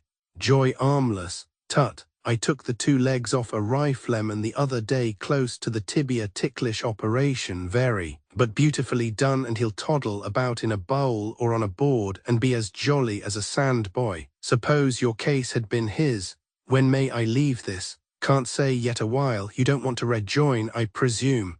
"Would to God that I could, but the day is past now when I do leave. It will be by ship or steamer." "Unless you prefer a balloon." "Well, it was of these I came to wish you joy," said he, placing before me and opening it, for I was unable to do so single-handed, the packet which contained 2 medals, one for the Crimea with its somewhat unbecoming ribbon, and 2 clasps for Inkerman and Sebastopol. "They are deuced like labels for wine bottles," said the little doctor, "but a fine thing for you to have, and likely to catch the eyes of the girls in England. And this other medal with the pink ribbon is the Sardinian one given by Victor Emmanuel, and more welcome than these perhaps. Here is a letter from home from England for you, which, if you wish, I shall open. Every moment I was some way thus reminded, even kindly, of my own helplessness, and leave you to peruse. Good evening. I've got some prime cigars at your service if you'll send Mulligan to me." "Thanks, doctor," and he rolled away out of the cell to visit some other unfortunate fellow. The medals were of course a source of keen satisfaction to me, but as I toyed with them and inspected them again and again, they woke an old train of thought. For there was one who had no longer perhaps an interest in me, if a woman ever ceases to have an interest in the man who has loved her, and who was another's now, in whose white hands I should once with honest pride have laid them. Viewed through that medium, they seemed almost valueless for a time, though there was to come a day when I was alike vain of them, I, and of my empty sleeve, as became one who had been at the fall of Sebastopol, the queen of the Euxine. I fear I am a very discontented dog, thought I, while turning to the letter, which proved to be from kind old Sir Madok Lloyd. For months no letters had reached me, and for the same period I had been unable to write home. So in all that time I had heard nothing from my friends in England who were dead, who alive, who marrying or being given in marriage. Sir Madok's missive was full of kind thoughts and expressions, of warm wishes and offers of service that came to me as balm, especially at such a time and in such a place. Poor Phil Caradoc and many others were sorrowfully and enthusiastically referred to. Sir Watkins Vaughan was still hovering about the girls, but with remarkable indecision apparently. The tall plunger with the parted hair had proposed to Dora and been declined, for no very visible reason, as he was a pleasant fellow with a handsome fortune. On an evening early in September, the very day that a telegram announcing the fall of the Redan reached Craigydrin, they were dressing for a county ball at Chester, a long-looked-for and most brilliant affair, when their sensibility, and fear that I might have been engaged, made them relinquish all ideas of pleasure, and countermand the carriage, to the intense chagrin of Sir Watkins and also of the plunger, who had come from town expressly to attend it. 2 days afterwards the lists were published, and the account of the slaughter of our troops and the death of so many dear friends had made Winifred positively ill, so change of air was recommended for her at Ventnor or some such place. A postscript to this in Dora's rapid hand, and written evidently surreptitiously, perhaps while Sir Madok had left his desk for a moment, added the somewhat significant intelligence that Winnie had wept very much indeed on reading the account of that horrible Redan. For Phil's death, thought I, if so she mourns him too late, and now declares that she will die an old maid. It is so, when that interesting period of a lady's life begins, continued Dora. I know not, if unmarried before 30, I suppose thus I am 11 years off that awful period yet, and have a decidedly vulgar prejudice against ever permitting myself to become one. Papa writes that Sir Watkins is undecided, but I may add that I, for one, know that he is not. Our best love to you, dear old Harry, but oh, I can't fancy you without an arm. I was in a fair way of recovery now. The state I had been in so long, within the 4 walls of that quaint little chamber, a state that hovered between sense and insensibility, between sleeping and waking, time and eternity had passed away, and after all I had undergone, it had seemed as if thrice the double twilight rose and fell about a land where nothing seemed the same at morn or eve as in the days gone by. This had all passed and gone, but I was weak as a child and worn to a shadow, and by neglect had become invested with hirsute appendages of the most ample proportions, and so, without the then hackneyed excuse of urgent private affairs, on an evening in summer, when the last rays of the sun shone redly on the marble bluffs and copper-coloured rocks of Cape Chersonese, the last point of that fatal peninsula towards the distant Bosphorus, and when the hills that look down on the lovely pass of Baydar and the grave-studded valley of Inkerman were growing dim and blue, I found myself again at sea, on board the Kangaroo, a crowded transport, or rather a floating hospital, speeding homeward, and bidding a long good night to the Crimea, to the land of glory and endurance. Sebastopol seemed a dream now, but a memory of the past. And a dream, too, seemed my new life when I lay on my couch at the open port and saw the crested waves flying past as we sped through them under sail and steam. Onward, onward, 300 miles and more across the Euxine, to where the green range of the Balkan looks down upon its waters, and where the lighthouses of Anatolia on one side and those of Roumelia on the other guide to the long narrow channel of Stambul, But ere the latter was reached, and on our starboard bow we saw the white waves curling over the blue Cyanean rocks, where Jason steered the Argonauts, we had to deposit many a poor fellow in the deep, for we had 400 convalescent and helpless men on board, and only one surgeon with scarcely any medicines or comforts for them, as John Bull, if he likes glory, likes to obtain it cheap. It was another case of Whig parsimony. So every other hour an emaciated corpse, rolled in a mud-stained greatcoat or well-worn blanket, without prayer or ceremony of any kind, was quietly dropped to leeward, the 32-pound shot at its heels making a dull plunge in that huge grave, the world of water which leaves no mark behind. I gladly left the Kangaroo at Pera, and establishing myself at the Hotel d'Angleterre, wrote from thence to Sir Maddock that I should take one of the London liners at Malta for England, and to write me to the United Service Club in London, that all my plans for the future were vague and quite undecided, but I was not without hope of getting some military employment at home. The Frankish Hotel was crowded by wounded officers, also en route for England or France, all in sorely faded uniforms, on which the new Crimean medals glittered brightly. As all the world travels nowadays, I am not going to talk guidebook, or break into ecstasies about the glories of Stamboul as viewed from a distance, and not when floundering mid-leg deep in the mud of its picturesque but rickety old thoroughfares.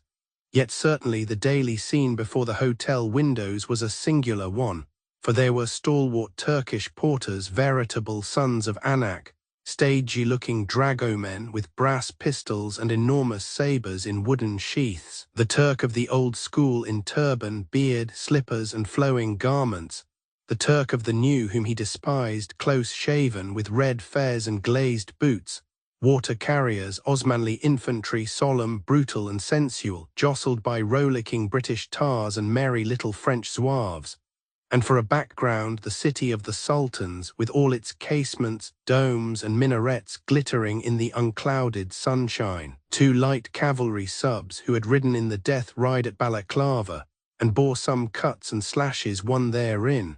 3 others of the light division and myself agreed to travel homeward together, and pleasant days we had of it while skirting the mountainous isles of Greece, Byron's Isles of Greece, where burning Sappho loved and sung, and the tints of which seemed all brown or grey as we saw them through the vapour exhaled in summer from the Aegean Sea, with their little white villages shadowed by trees, their rocks like sea walls, crowned here and there by the columns, solitary and desolate, of some temple devoted to the gods of other days, a country rich in historic reminiscence, but poor as Sahara in everything else, and so on by Malta and Old Gib. And exactly 14 days after leaving the former we were cleaving the muddy bosom of Father Thames, and that night saw me in my old room at the Rag, with the dull roar of mighty London in my ears, and after the rapid travelling I went to sleep, as addled as a fly could be in a drum. Chapter 59. The comfort and splendour of the fashionable club-house, the tall mirrors, the gilded cornices, the soft carpets, the massive furniture, the powdered and liveried waiters gliding noiselessly about, all impressed me with a high sense of the intense snugness of England and of home after my airy tent, with its embankment of earth for shelter, its smoky funnel of mess tins, and the tiny trench cut round it to carry away the rain-water. Then I was discussing a breakfast which, after my Crimean experience, seemed a feast fit for Lucullus or Apicius, and listening with something of a smile to the rather loud conversation of some members of the club, wiry old peninsulars, Waterloo and India men who were certain the service was going to the devil, and who drew somewhat disparaging comparisons between the way matters had been conducted by our generals and those of the war under Sir John Moore, Lynedoc Hill, and the Iron Duke, and to me it seemed that the old fellows were right, and that after 40 years of peace we had learned nothing new in the art of campaigning. "Captain Hardinge, a gentleman for you, sir," said a waiter, presenting me with a card on a silver salver, and I had barely time to look at it ere Sir Maddock Lloyd, in top boots and corded breeches as usual, his ruddy sunburnt face, his white hair and sparkling dark eyes in his cheery, breezy way the same as ever, entered, hat and whip in hand, and welcomed me home so warmly that for a moment he drew the eyes of all in the room upon us. He had breakfasted 2 hours before country time and had a canter round the park. He was in town on parliamentary business, but was starting that afternoon for Craigavon. I should accompany him, of course, he added in his hearty, impetuous way. Then ere I could speak, "God bless my soul," he exclaimed. "Poor Harry, till I have seen you I could not realize the idea of your being mutilated thus. No more hunting, no more shooting, no more fishing, and no more dancing." "The ladies would add," said I, smiling, "and no more soldiering, unless the Queen kindly permits me. Gad, I think you have had enough of it. And Miss Lloyd and Dora are both well and looking beautiful. There are not many girls in Wales like my girls. A seaside trip has brought back the bloom to Winnie's cheeks, and as for Dora, she never loses it. And why did Miss Lloyd refuse an offer so eligible as that of Sir Watkins Vaughan?" I asked after a pause. "Can't for the life of me say," replied Sir Madok, rubbing his chin and turning to the decanter as a waiter set some dry sherry and biscuits before us. "And why would not my little friend Dora have her guardsman? Can't say that either. Perhaps she hated a swell with an affected yaw-haw impediment in his speech. Girls are so odd, but mine are dear girls for all that. I'll telegraph to Owen Gwilym to have the carriage awaiting us at Chester, and we shall leave town before luncheon time if you have no other plans or engagements." "I have neither, but Sir Madok, why so soon?" I asked, as certain passages in my later visits to Craigavon gave me a twinge of compunction. "Now that I think of it, I had an idea of taking a run down to Lewes in Sussex," said I. "Lewes in Sussex, a dreary place, though in a first-rate coursing country. I've ridden there with the Brighton Hunt. What would take you there before coming to us, at least?" I coloured a little and said, "I have a friend there among the Russian prisoners." "By Jove, I think you've had enough of those fellows." "Nonsense, Harry, we shall start without delay. Why waste time and money in London?" said Sir Madok, who never liked his plans or wishes thwarted. "I have just to give a look at a brace of hunters at Tattersall's for Vaughan, and then I am with you. Down there with our fine mountain breezes, our 6 months Welsh mutton and 7 years Clicquot, we'll make a man of you again. I can't get you an arm, Harry, but by Jove, it will go hard with us if we don't get you two belonging to someone else." I laughed at this idea, and so that evening saw me again far from London, and being swept as fast as the express could speed along the northwestern line towards Chester. I had quite a load of Russian trophies, such were then in great request for Sir Madok: sabres, muskets and bayonets, glazed helmets of the 26th and Vladimir regiments, a zouave trumpet with a banner attached, trod flat as a pancake under the feet of the stormers as they poured into the Malakoff. There, too, were several rusty fragments of exploded shells, hand grenades, and the last cannon shot fired from the Mamelon Vert. For Winifred and Dora I had mother-of-pearl trunks of rare essences and perfumes, slender gilt vials of attar of roses, daintily embroidered Turkish slippers with turned-up toes and bracelets of rose pearls from Stamboul, Maltese jewellery, lace, veils, and as many pretty things as might have stocked a little shop in the Palais Royal or the Burlington Arcade. The month was June, and my spirits became more and more buoyant, as in the open carriage we bowled along between the green mountains and the waving woodlands. Now the mowers, scythe in hand, were bending over the fragrant and bearded grass. The ploughmen were turning up the fallow soil, the squirrels were feasting in the blossom, the sheep were being driven to fold, and the crow was flying aloft ere he sought his nest in the rooky wood. It was a thorough English June evening, the air pure, the sunshine bright, and casting the shadows of the mountains far across the vales and fresh green meadows. The blackbird, thrush, and linnet sang on every tree, and a glow of happiness came over me, for all around the land looked so peaceful and so lovely, the grey smoke curling up from copse and dingle to mark where stood those free fair homes of England, of which Mrs. Hemans sang so sweetly. Sir Madok was discoursing on the cultivation of turnips and mangold wurzels, and on the mode of extirpating annual darnel grass, coltsfoot, wild charlock, and other mysterious plants to me unknown. And I heard him as one in a dream when we entered the long lime avenue. How pleasant and picturesque looked the old house of the Tudor times at the end of that long leafy vista, with all its tinted oriels, its gilded vanes and quaint stone finials. The woodbine, clematis and ivy, hops and honeysuckle, all blended in luxuriant masses, aspiring to peep in at the upper windows.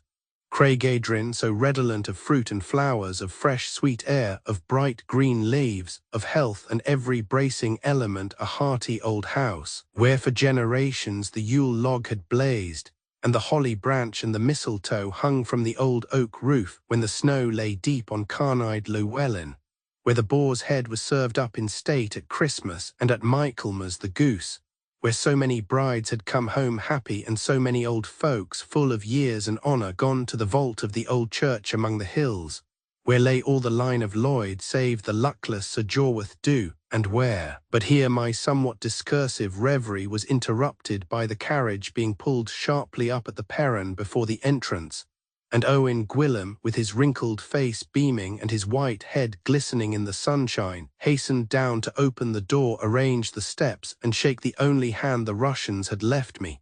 "Where are the young ladies?" asked Sir Madok, impatiently glancing up at all the windows. "Gone for a ride so far as Llandudno with Miss Vaughan." "Alone?" "No, Sir Madok, attended by Spurrit, the groom. They were gone before your telegram arrived, but are to be back before the first bell rings for dinner." And now, after a little attention to my toilet, I was ushered into the drawing-room, every object in which was so familiar to me, and seating myself in the corner of an oriel, I gave way to a long train of deep thought, for I was left quite alone just then, as Sir Madok found letters of importance awaiting him.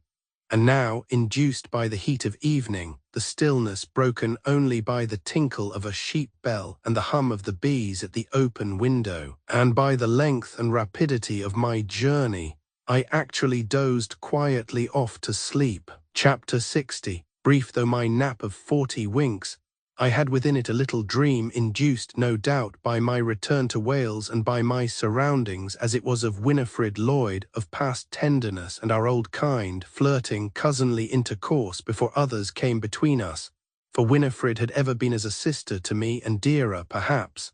Now I thought she was hanging over me with much of sorrowful yearning in her soft face, and saying, "Papa will not be here for an hour perhaps, and for that hour I may have him all to myself to watch.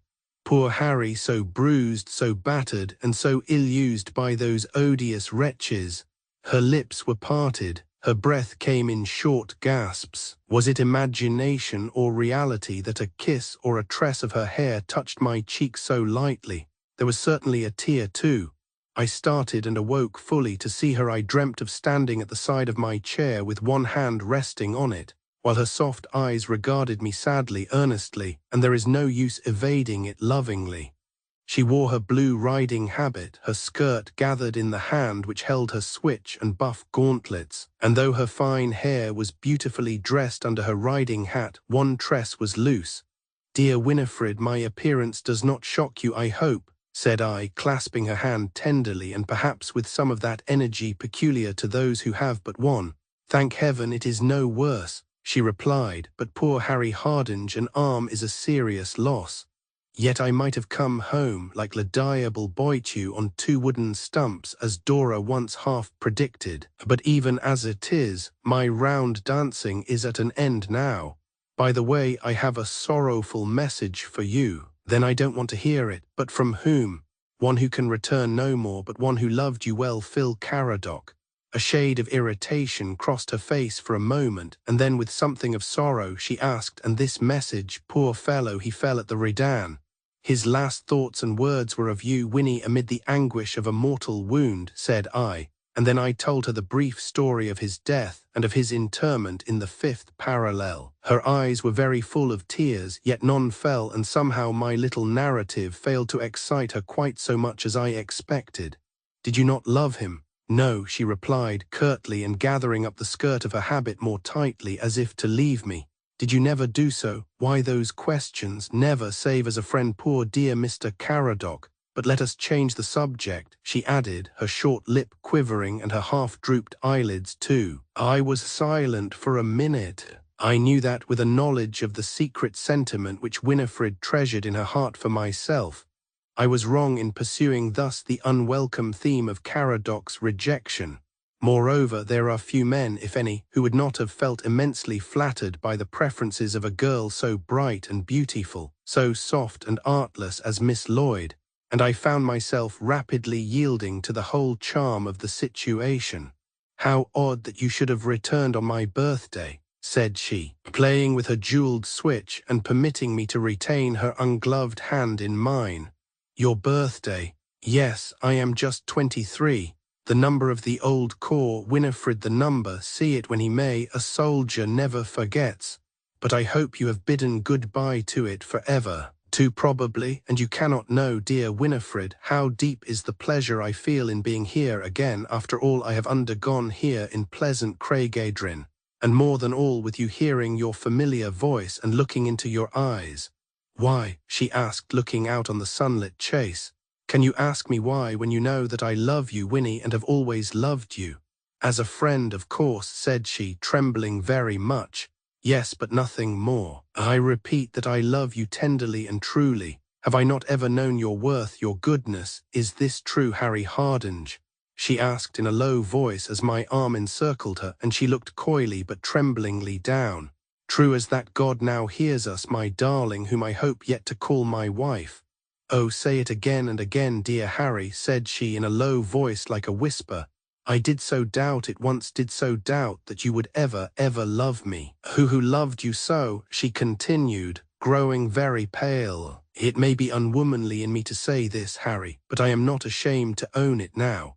"To a poor cripple, a warlike fragment from the Crimea," said I with a smile as caressingly I drew her head down on my shoulder, and while I toyed with her dark brown hair and gazed into her tender violet-coloured eyes, I thought, how can a man love any but a woman with eyes and hair like Winnie's?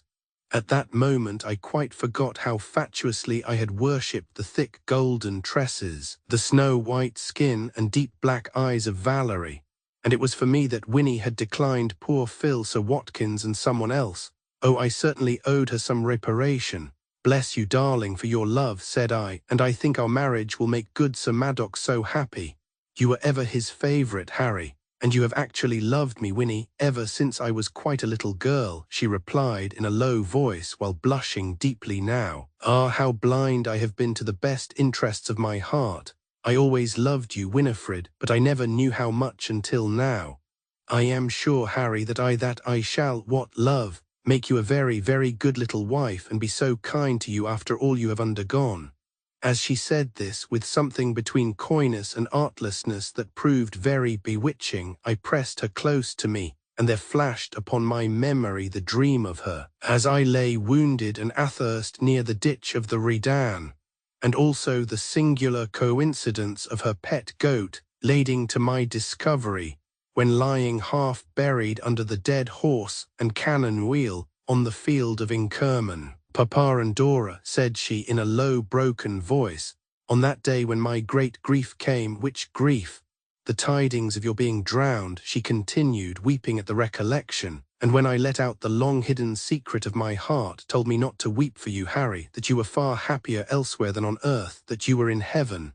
And poor Papa said over and over again the Welsh prayer which ends Gogoni and tad, ac mab, ac uspryd glan. What on earth is all that?" I asked, smiling. "Glory to the Father, the Son, and so on." "Well, Harry, it was all in vain. I felt that in losing you I had lost the desire of my eyes, the love of my girl's heart, for I always did love you, and I care not to tell you so openly again," she added as the tender arms went round me and the loving lips sought mine. "My crave for news from the seat of war and the terror with which I read those horrible lists, Harry, are known to myself only. Yet why should I say so? Many others whose dearest were there must have felt and endured as I did. All that is over now, pet Winnie, and you are here with us again, Harry, and am yours only. But there is the bell to dress for dinner, Harry, and here come Dora and Gwenny Vaughan," she added, giving a hasty smooth to her hair, which somehow had been a little rumpled during the preceding conversation. The two girls came in for a minute or so in their hats and riding habits. The last named was a very beautiful and distinguished-looking blonde, who could talk about hunting like an old whipper-in and who received me with kind interest, while Dora did so with her usual gushing empressement. The dinner, which came subsequently in due course, was rather a tame affair to Winnie and me, when contrasted with our recent interview in the drawing-room, but the tender secret we now shared, and the perfect consciousness that no obstacle existed to our marriage, made us both so radiantly happy that Sir Madoc's rubicund face wore a comical and somewhat perplexed expression, till we had our postprandial cigar together in the conservatory. So the whole affair came about in the fashion I have narrated.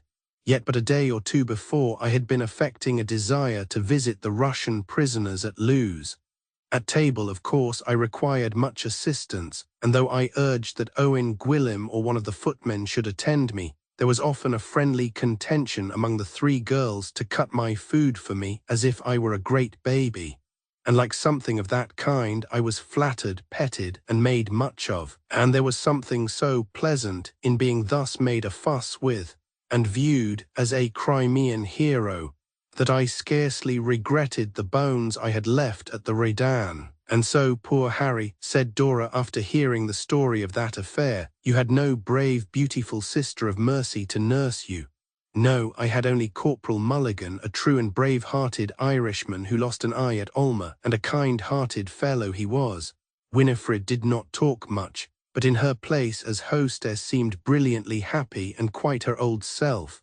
We had all 1,000 things to talk of, to tell and to ask each other, and the fate of that strange creature Guilfoyle, or rather the mystery which then attended it, excited almost the commiseration of Sir Madoc, who once upon a time was on the point of horsewhipping him. On certain points connected with my residence at Yalta, I was, of course, as mute as a fish.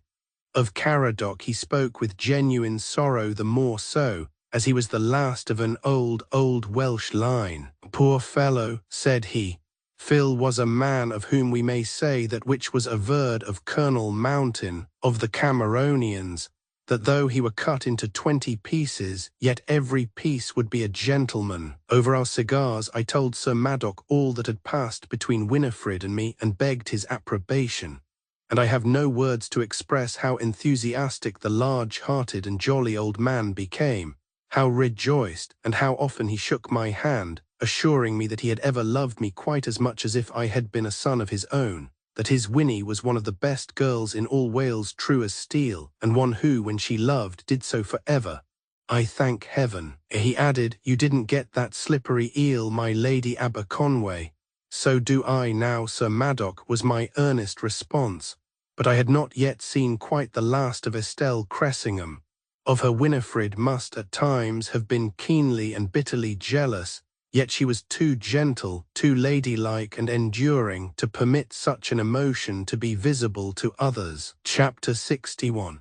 And so it came to pass, as perhaps Sir Madoc had foreseen by the doctrine of chances, and without any romance or sensationalism, that in the bright season of summer, Winifred and I, after a short engagement and many a delicious ramble by the Elwy and Lyn Aled, in the Martin's Dingle and by the old rocking stone, were married in Craigedrin Church, by her secret admirer, the tall pale curate in the long coat, assisted by another, as if aid in such cases were necessary, and amid the summer sounds that came floating through the open porch and pointed windows with the yellow flakes of hazy sunshine, when I heard the voice of the pastor uniting us, I remembered the Sunday we were all last in the same place, and the daydreams in which I had indulged during the prosy sermon, when I fancied the same solemn service being said, and when, by some magic, the image of Winifred would ever come in the place of another. Sir Watkins Vaughan, a purpose-like and gentlemanly young fellow, a prime bat and bowler,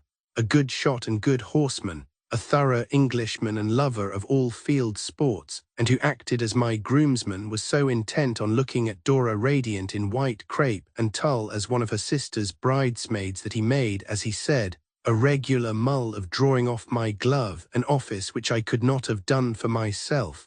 At last the whole was over. The golden hoop had been slid on the slender figure of a tremulous little hand.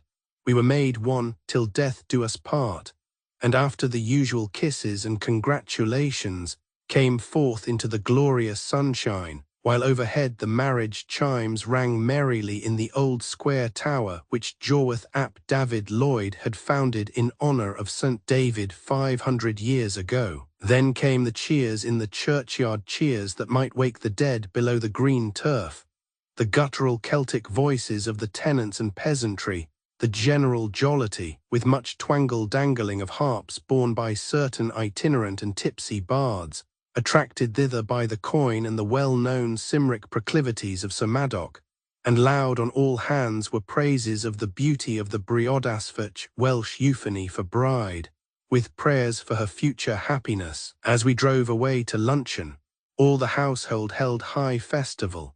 Owen Gwilym wept in his glee and drank our healths in mulled port with Mrs. Davis, for whom he had a tenderness in her room, and Bob Spurrett and Morgan Roots and all the valets and gamekeepers did ditto with mulled ale in the servants' all, while we, leaving all to feast and speechify at Craigedrin, were speeding as fast as 4 horses could take us to hide our blushes at Brighton. After the stormy life I had led, how sweet and blessed were home rest with Winifred.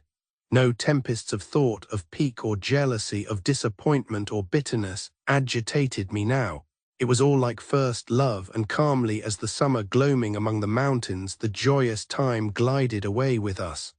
I felt how truly she had clung to me and loved me as only those who have long been loved in secret, and whose value to the heart at least has been ascertained by having been to all appearance lost in life, and lost in death too, for had I not been so to her, and been mourned for as only the dead who can return no more are mourned, yet I had survived all the perils of war, and her arms were round me now. How strange it seemed that I should once have been so indifferent to all the graces of her mind and person, that I had been wont to quiz poor Caradoc about her, and had more than once actually suggested that he should propose.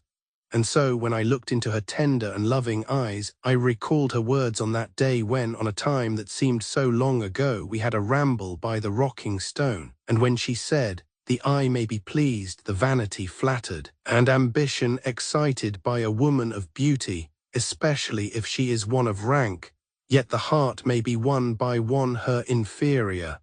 But I considered my little wife inferior to none and second to none. After all my wild work in the field and trenches, there was something wonderfully refreshing, bewitching and attractive in having her hovering and gliding about me, and all her sweet companionship.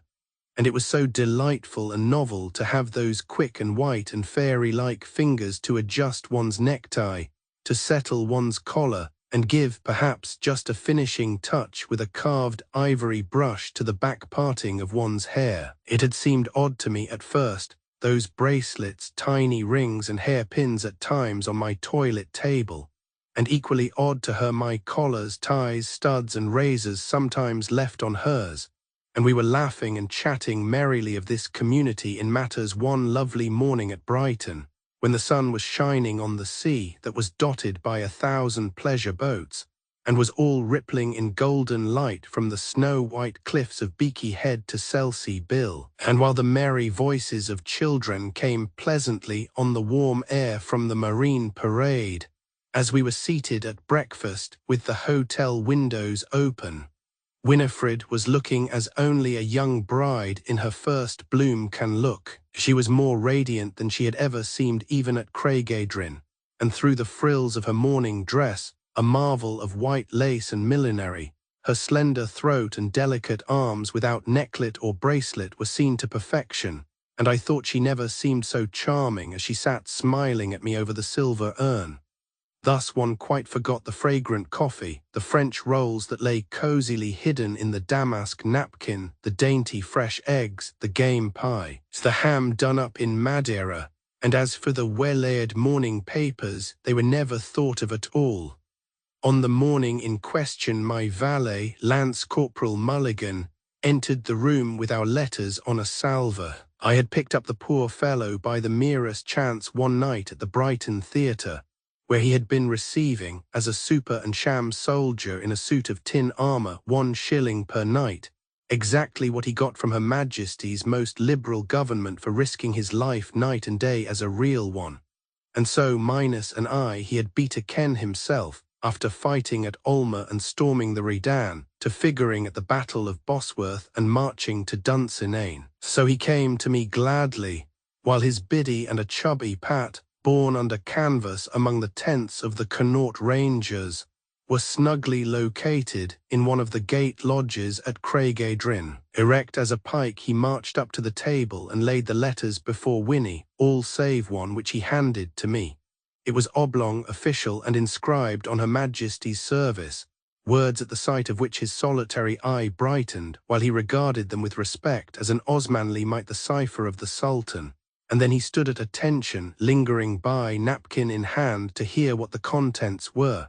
They were, as usual in such communications from the Horse Guards, very brief but not the less gratifying. The military secretary had the honour to inform me that Her Majesty had been graciously pleased to signify her intention of conferring the new Order of Merit, entitled the Victoria Cross, on certain officers, seamen and soldiers for acts of bravery during the late war, that my name was on the list for it, on the recommendation of Brigadier General Wyndham, as a reward for volunteering with the Ladder Party at the storming and capture of the Redan on the 8th September, and that my presence was required at a parade before Her Majesty on a certain day named. "That is all, Mulligan, you may go," said I, and he wheeled about sharply as if on a pivot and stalked out, while Winnie kissed me, ran her white fingers caressingly through my hair, her face beaming with delight. "But Winnie, by Jove, I've done nothing to deserve this. I only tumbled into an embrasure of the Redan to be tumbled out again," said I, "and I got jammed among the dead." "Nothing, darling, do you call that nothing?" she exclaimed.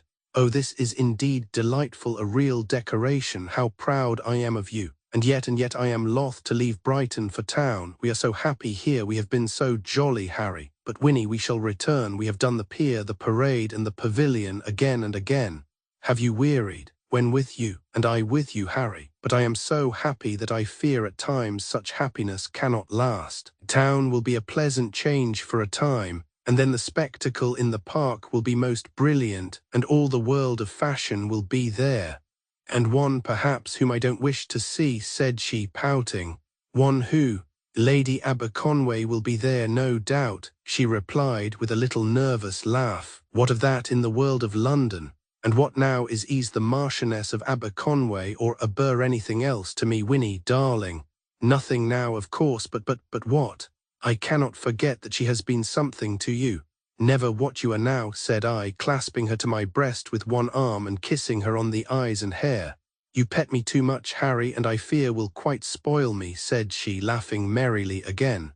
"Who could live with you and not pet you? Would you have me to wrap myself up in a toga, a mantle of marital dignity, and remain solemnly on a pedestal like an armless statue for my little wife to worship?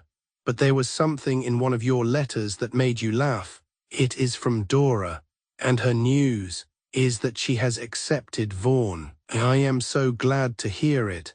Then we shall have another marriage and more feasting and harping at Craigydrin. Yes, about the middle of August, or after the grouse shooting begins, as dear Papa would date it." Chapter 62. It was in the height of the gay London season that this interesting ceremony, which formed the last scene connected with the Crimean War, the last chapter in its glorious yet melancholy history, was to be closed under the auspices of royalty on a day in June, when the air was clear, bright and sunny, the sky without a cloud. The place selected for the celebration, though perhaps not the most suitable in London, was appropriate enough by its local and historical associations, and Hyde Park seemed beautiful and stirring when viewed through the mellow haze of the midsummer morning, with its long rows of trees and far expanse of green grass, on which the masses of cavalry and infantry, chiefly of the household brigade, were ranged, their arms and gay appointments flashing and glittering in the sun, and the mighty assemblage of fashionables in splendid carriages, on horseback, or on foot, such an assemblage as London alone can produce, with the bronze Achilles, the trophy of another and far more glorious war, towering over all. There were present not less than 100,000 of the sight-loving Londoners, full of generous enthusiasm. A grand review formed a portion of the programme, but as such displays are all alike, I shall skip that part of the day's proceedings, though there were present the 79th Highlanders, whom I had last seen in the trenches before the Redan, preparing for the final assault at daybreak, the 19th that with the 23rd went side by side in the uphill charge at Ulmer, the showy 11th Hussars in blue with scarlet pelisses, who had ridden in the terrible death ride at Balaclava, and with glittering brass helmets the gallant Enniskillens, who, with the Greys, had followed Scarlet in the task of avenging them, and there too, commanding the whole in his plumed bonnet and tartan trews, was old Colin Campbell, riding as quietly and as grimly amid the youth, rank and beauty of London, as when he brought his Highland Brigade in stately echelon of regiments along the green slopes of the Couaganay Hill, and heard the grey Kazan columns, ere they fled, send up their terrible wail to heaven that the angel of death had come. This veteran soldier, who had carried the colours of the 9th Regiment under Moore at Corunna, looked old now, worn and service-stricken, yet he had the wars of the Indian Mutiny before him still. By his side rode the hero of Cars in artillery uniform, and that brilliant hussar officer, the Earl of Cardigan, mounted on the same horse he had ridden at Balaclava. The royal stand, as yet empty, was elaborately decorated.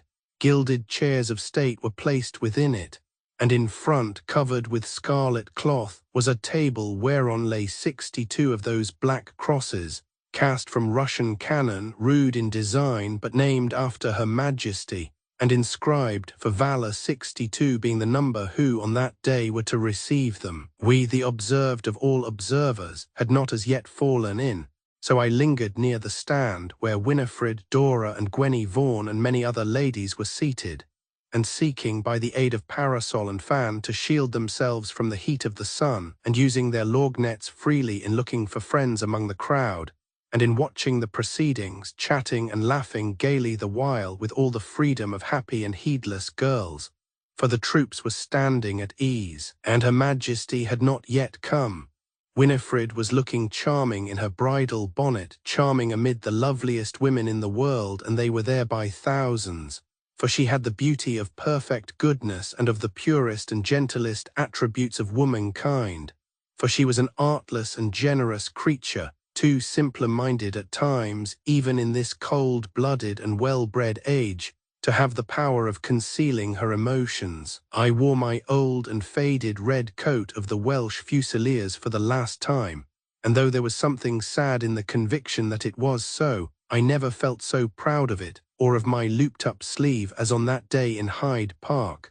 I felt that my occupation was gone and that any other was unsuited to me, for it is the speciality of a soldier's career that it unfits most men for any other life.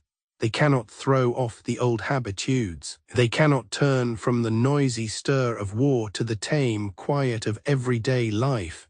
And even when they fancy themselves wearied and worn out, and willing to retire from the service, their souls are stirred by every sound of the distant contest, as the war steed is roused by the blast of a trumpet. Often in fancy before this, for I was ever addicted to daydreams, I had pictured some such fete, some such ceremony, some such reward for all our army had endured in Bulgaria and done by the shores of the Black Sea, but the reality far exceeded all I had ever imagined. In my school days, how I had longed with all a boy's ardour to fight for my country and queen.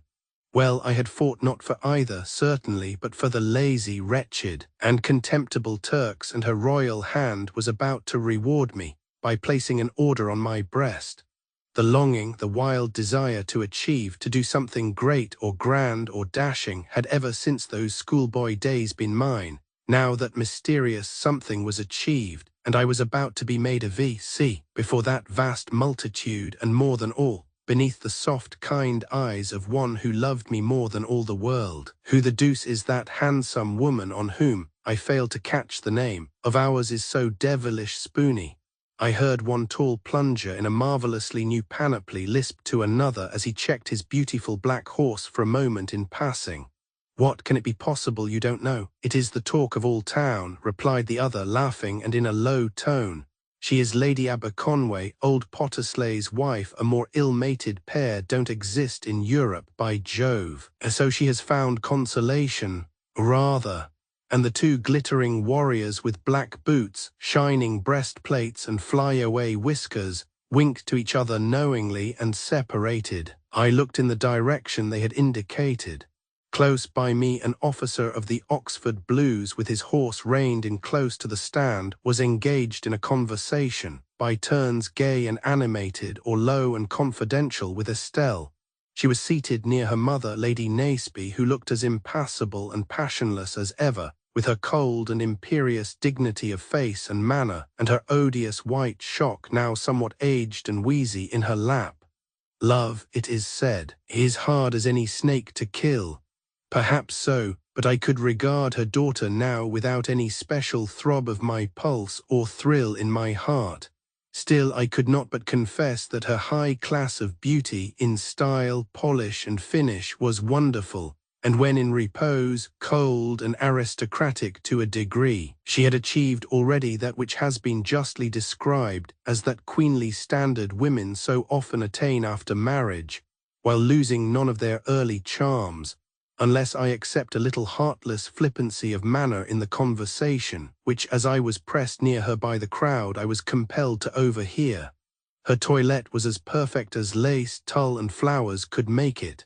How often had I gazed tenderly and passionately on that face, so false and yet so fair, and kissed it on lips and eyes and cheek, and now it was turned smilingly, laughingly, and I am sorry to add lovingly, to the boyish and insipid face of that long-legged, curled and pomatuned guardsman, who had never set a squadron in the field, nor smelt powder elsewhere than at Wormwood Scrubs or Bushy Park. I turned from her with something of sublime contempt, and yet, odd to say, I felt a nervous twinge, as if in the arm that was now no longer in my sleeve, when her voice reached me. But after all that had come and gone, that voice could find no echo now in my heart. Sweetly modulated it was still, but seemed to me only low and clear as the song of a snake charmer. "It will be the ball of the season. You will be there, of course?" she asked. "Only if you go." "Lady Aberconway, not unless," replied the trooper in a low tone. "What or who else should take me there?" "So they have made your uncle a K.C.B. "Yes, and somebody is going to marry him on Tuesday at 11 in Hanover Square. And your brother is coming up for his little exam, I have heard also." "Yes, at Woolwich." "The idea of any fellow fancying the artillery. Is he handsome? Is he anything like you?" Then, without waiting for a reply to these important queries, she suddenly said, "Gracious mamma, there is another poor creature without an arm." "Poor Davil, so there is," drawled her male friend, and then I knew by these flattering remarks that their august regards were turned on me. But my bushy Crimean beard, my empty sleeve, and as yet rather pale cheek, and moreover my face being half averted, prevented Estelle from recognizing me, or it might be that I dwelt but little in her memory. "What is that officer's regiment?" she asked, adding doubtfully, "He is an officer, isn't he, but his uniform is deplorable. 23rd Welsh Fusiliers." "Ah, indeed." I now turned fully round. For a moment our eyes met, and then I moved back to where Winifred sat. Estelle eyed me keenly enough now, and fanned herself, as I thought, with a little air of vexation from time to time. Yet that was not flattering, for I knew that though a woman may forget, she does not like the idea of being forgotten, or that even when flirting with another, her empire over an old lover's heart is at an end. She had deteriorated in style, and her tone of flippancy was not that of the Estelle I had once loved. And as for the boy guardsman with whom gossip was already linking her name, poor fool, his love for her and her extravagance soon ruined him. Bills were dishonoured thick and threefold, cent per cent. London and Judea between them cleaned him out. A meeting of the Guards Club passed such resolutions that he was compelled to begin the sliding scale from the Guards to line, and from thence to the devil, as the phrase is, and to recruiting for H.M. 2nd West India Regiment in Sierra Leone, where drink and fever finished him, and he lies now by the bank of the Bunce River as completely forgotten by Estelle as if he never had been. "Do you see who is there, Harry?" asked Winifred with a rather agitated voice. "Yes, what of it, little one? Only that I hate her." "Why?" "For her treatment of you." "How odd," said I, laughing. "Had it been otherwise, Winnie, we should not have had our delightful little trip to Brighton. Think of that, my British matron." "I am not a matron yet, but only your bride. The honeymoon is not yet over, sir." "Thank God you are so, darling. What an escape I have had from being in old Potterslay's place. But there sound the trumpets, and I must fall in for the last time." And as drum and bugle sounded on all sides, and the arms flashed in the sunshine when the order was given to shoulder, a brightness seemed to pass over all the eyes and expectant faces in the grand stand. The Queen had come, and all that passed subsequently was like a dream to me then, and is more so now. The 62 officers and men who were to receive the cross, and 12 of whom belonged to the Navy, were all, irrespective of rank, marshalled according to the number of their regiment under Lieutenant John Knox of the Rifles, who, like myself, had an empty sleeve. The braided breast of his dark green uniform seemed ablaze with medals, for he had been with the ladder party in the attack on the Redan, where he lost an arm by a grape shot.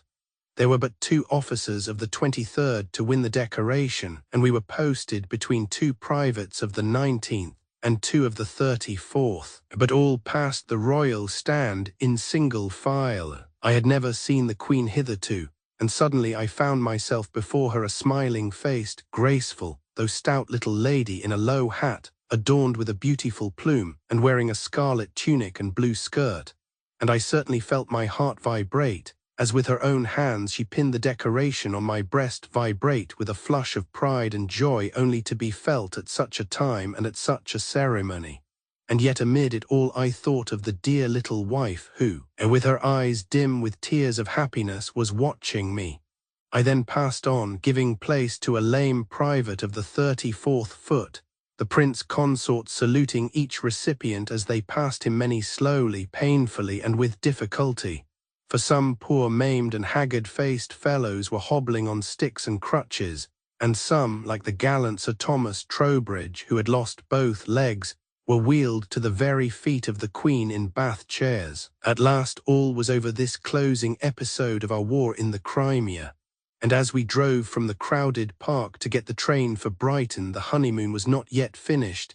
I had forgotten all about Estelle and her plunger, and I thanked God in my heart that I was not lying where so many lay in the land we had left, and for the tender and true-hearted wife he had given me, as I laughingly hung round her pretty neck the Black Iron Order of Valor, the Victoria Cross. 15 years have passed since that auspicious day, and now, as I write these closing lines, I can see, through the lozenged and mullioned windows of the library, the old woods of Craigedrin tossing their leafy branches on the evening wind, and the sunset lingering redly on the lofty peaks of Snowdon and Carnide Llewellyn. Old Sir Madok, too old now to back even his most favourite hunter, is sitting yonder in the sunshine, looking dreamily down the far-stretched vista of the chase to where the bright sea is rippling in the distance. The flowers are blooming as gaily on the terrace as they did on the day of Dora's fête,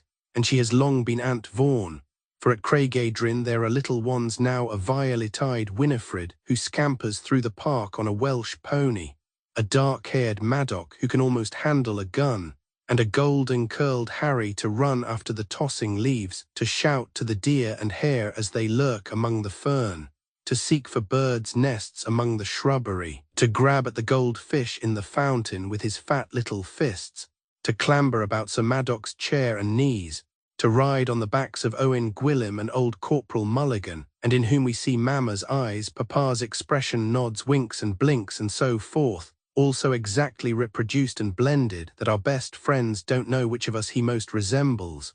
So time, the avenger of all things, has brought nothing but joy and happiness to us at Craigedrin. Footnotes. Footnote 1. Without God, without everything. Footnote 2. The artillery of the Prussian Guard have also had constantly a goat, its neck encircled by a beautiful collar, and one named by the soldiers Herr Schneider, accompanied them in every battle from the war which broke out in 1866 till the peace in 1870. He always marched with the men of the first gun. At Könighof, Herr Schneider was left in the rear tied to a powder caisson, but he broke loose, came to the front at full gallop, and was recaptured under fire. The soldiers afterwards attached to his collar a copper medal made from a pan found among the captured cooking utensils of General Coronini. His death was formally announced by the artillery of the Guard in the Berlin Vossische Zeitung. Footnote 3. Fusilier regiments did not then wear epaulets. Footnote 4. May God preserve us. Footnote 5. Good Lord deliver us. The End. Billing, Printer, Guildford, Surrey, under the Red Dragon, a novel. Updated editions will replace the previous one. The old editions will be renamed. Creating the works from print editions not protected by U.S. copyright law means that no one owns a United States copyright in these works, so the Foundation and you can copy and distribute it in the United States without permission and without paying copyright royalties.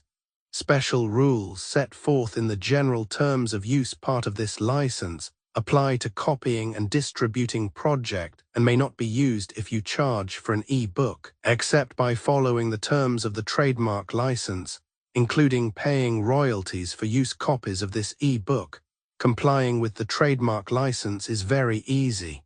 You may use this e-book for nearly any purpose such as creation of derivative works, reports, performances and research. Project Gutenberg e-books may be modified and printed and given away. You may do practically anything in the United States with e-books not protected by U.S. copyright law. Redistribution is subject to the trademark license, especially commercial redistribution. Start full license. Please read this before you distribute or use this work. Distribution of electronic works by using or distributing this work or any other work associated in any way with the phrase Project Gutenberg. You agree to comply with all the terms of the full www.gutenberg.org/license. Electronic works. Electronic work, you indicate that you have read, understand, agree to, and accept all the terms of this license and intellectual property, trademark/copyright agreement. If you do not agree to abide by all the terms of this agreement, you must cease using and return or possession.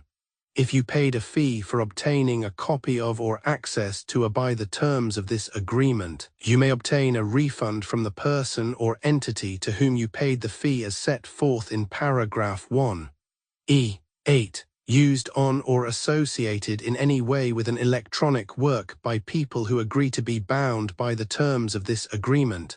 There are a few even without complying with the full terms of this agreement. See paragraph 1. See below. There are a lot of things you can do with Project Gutenberg electronic works if you follow the terms of this electronic works. See paragraph 1. E below. Foundation or PGLAF owns a compilation copyright in the collection. Works in the collection are in the public domain in the United States. If an individual work is unprotected by copyright law in the United States, and you are located in the United States, we do not claim a right to prevent you from copying, distributing, performing, displaying or creating derivative works based on the work as long as works in compliance with the terms of this agreement for keeping the comply with the terms of this agreement by keeping this work in the you share it without charge with others. 1. D. The copyright laws of the place where you are located also govern what you can do with this work. Copyright laws in most countries are in a constant state of change. If you are outside the United States, check the laws of your country in addition to the terms of this agreement before downloading, copying, displaying, performing, distributing, or creating derivative works based on this work, or any representations concerning the copyright status of any work in any country other than the United States. 1. E1. The following sentence, with active links to or other performed, viewed, copied, or distributed.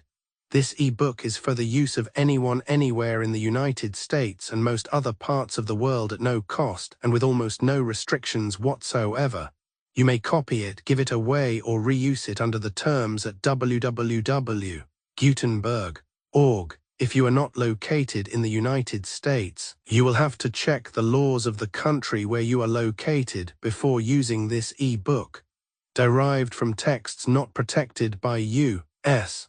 copyright law, does not contain a notice indicating that it is posted with permission of the copyright holder. The work can be copied and distributed to anyone in the United States without paying any fees or charges. If you are redistributing or providing access to a work with the phrase Project Gutenberg associated with or appearing on the work, you must comply either with the requirements of paragraphs 1, E1 through 1, E7 or trademark as set forth in paragraphs 1, E8 or 1, E9. With the permission of the copyright holder, your use and distribution must comply with both paragraphs 1, E1 through 1, E7 and any additional terms imposed by the copyright holder. Additional terms posted with the permission of the copyright holder found at the beginning of this work. License terms from this work, or any files containing a part of this. 1E5. Do not copy, display, perform, distribute, or redistribute this electronic work, or any part of this electronic work without prominently displaying the sentence set forth in paragraph 1. E1 with active links or immediate access to the full terms of the Project Gutenberg license. 1E6. You may convert to and distribute this work in any binary, compressed, marked up, non-proprietary or proprietary form, including any word processing or hypertext form. However, if you provide access other than plain vanilla ASCII or other format used in the official www.gutenberg.org, you must at no additional cost, fee or expense to the user provide a copy, a means of exporting a copy, or a means of obtaining a copy upon request of the work in its original plain vanilla ASCII or other form. Any alternate format must include the 1E7. Do not charge a fee for access to viewing, displaying unless you comply with paragraph 1E8 or 1E9. 1E8. You may charge a reasonable fee for copies of or provided that you pay a royalty fee of 20% of the gross profits you derive from you already used to calculate your applicable taxes. The fee is owed. Agreed to donate royalties under this paragraph to the Project Gutenberg Literary Archive Foundation. Royalty payments must be paid within 60 days following each date on which you prepare, or are legally required to prepare, your periodic tax returns. Royalty payments should be clearly marked as such and sent to the Project Gutenberg Literary Archive Foundation at the address specified in Literary Archive Foundation. You provide a full refund of any money paid by a user who notifies you in writing or by email within 30 days of receipt that S/he license. You must require such a user to return or destroy all copies of the works possessed in a physical medium and discontinue works you provide in accordance with paragraph 1F. 3. A full refund of any money paid for a work or a replacement copy. If a defect in the electronic work is discovered and reported to you within 90 days of receipt of the work, you comply with all other terms of this agreement for free. 1E9. If you wish to charge a fee or distribute a Project Gutenberg trademark electronic work or group of works on different terms than are set forth in this agreement, you must obtain permission in writing forth in Section 3 below. 1f. Effort to identify, do copyright research on, transcribe and proofread works not protected by U.S. copyright law in creating the project. Electronic works and the medium on which they may be stored may contain defects, such as but not limited to incomplete, inaccurate or corrupt data, transcription errors, a copyright or other intellectual property infringement, a defective or damaged disk or other medium, a computer virus, or computer codes that damage or cannot be read by your equipment. 1f2. Limited warranty, disclaimer of damages except for the right of replacement or refund, described in paragraph 1. F3. The Project Gutenberg Literary Archive Foundation, the owner of the Project Gutenberg trademark, and any other party distributing a Project Gutenberg trademark electronic work under this agreement, disclaim all liability to you for damages, costs and expenses, including legal fees. You agree that you have no remedies for negligence, strict liability, breach of warranty or breach of contract except those provided in paragraph 1. F3. You agree that the foundation, the trademark owner, and any distributor under this agreement will not be liable to you for actual, direct, indirect, consequential, punitive, or incidental damages, even if you give notice of the possibility of such damage. 1. F3. Limited right of replacement or refund. If you discover a defect in this electronic work within 90 days of receiving it, you can receive a refund of the money, if any, you paid for it by sending a written explanation to the person you received the work from. If you received the work on a physical medium, you must return the medium with your written explanation. The person or entity that provided you with the defective work may elect to provide a replacement copy in lieu of a refund. If you received the work electronically, the person or entity providing it to you may choose to give you a second opportunity to receive the work electronically in lieu of a refund. If the second copy is also defective, you may demand a refund in writing without further opportunities to fix the problem. 1. F4. Except for the limited right of replacement or refund set forth in paragraph 1. F3. This work is provided to you as is, with no other warranties of any kind, express or implied, including but not limited to warranties of merchantability or fitness for any purpose. 1. F5. Some states do not allow disclaimers of certain implied warranties or the exclusion or limitation of certain types of damages. If any disclaimer or limitation set forth in this agreement violates the law of the state applicable to this agreement, the agreement shall be interpreted to make the maximum disclaimer or limitation permitted by the applicable state law. The invalidity or unenforceability of any provision of this agreement shall not void the remaining provisions. 1. F6. Indemnity. You agree to indemnify and hold the foundation, the trademark owner, any agent or employee of the foundation, anyone in accordance with this agreement, and any volunteers associated with the electronic works, harmless from all liability, costs and expenses, including legal fees, that arise directly or indirectly from any of the following which you do or cause to occur. A. Distribution of this defect you cause. Electronic works in formats readable by the widest variety of computers, including obsolete, old, middle-aged and new computers. It exists because of the efforts of hundreds of volunteers and donations from people in all walks of life.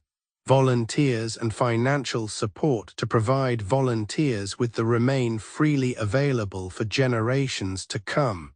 In 2001, the Project Gutenberg Literary Archive Foundation was created to provide a secure archive foundation, and how your efforts and donations can help. See sections 3 and 4 and the foundation information page at www.gutenberg.org. 501. C. 3. Educational corporation organized under the laws of the state of Mississippi and granted tax-exempt status by the Internal Revenue Service. The Foundation's EIN or Federal Tax Identification Archive Foundation, a tax deductible to the full extent permitted by U.S. federal laws and your state's laws. The Foundation's business office is located at 41 Watchung Plaza, #516, Montclair, NJ 07042, USA, +1 862 621 9288. Email contact links and up-to-date contact information can be found at the Foundation's website and official page at www.gutenberg.org/contact Literary Archive Foundation public support and donations to carry out its mission of increasing the number of public domain and licensed works that can be freely distributed in machine-readable form accessible by the widest array of equipment, including outdated equipment. Many small donations, $1 to $5,000, are particularly important to maintaining tax-exempt status with the IRS. The Foundation is committed to complying with the laws regulating charities and charitable donations in all 50 states of the United States. Compliance requirements are not uniform, and it takes a considerable effort, much paperwork and many fees to meet and keep up with these requirements. We do not solicit donations in locations where we have not received written confirmation of compliance. To send donations or determine the status of compliance for any particular state, visit www.gutenberg.org/donate. While we cannot and do not solicit contributions from states where we have not met the solicitation requirements, we know of no prohibition against accepting unsolicited donations from donors in such states who approach us with offers to donate. International donations are gratefully accepted, but we cannot make any statements concerning tax treatment of donations received from outside the United States. U.S. laws alone swamp our small staff, methods, and addresses. Donations are accepted in a number of other ways, including checks, online payments, and credit card donations. To donate, please visit www.gutenberg.org/donate. Professor Michael S. Hart was the originator of the Project Gutenberg concept of a library of electronic works that could be freely shared with anyone. For 40 years he produced and volunteer support editions, all of which are confirmed as not protected by copyright in the U.S. unless a copyright notice is included. Thus, we do not necessarily keep e-books in compliance with any particular paper edition. Most people start at our website, which has the main PG search facility, www.gutenberg.org Archive Foundation, how to help produce our new e-books, and how to subscribe to our email newsletter to hear about new e-books.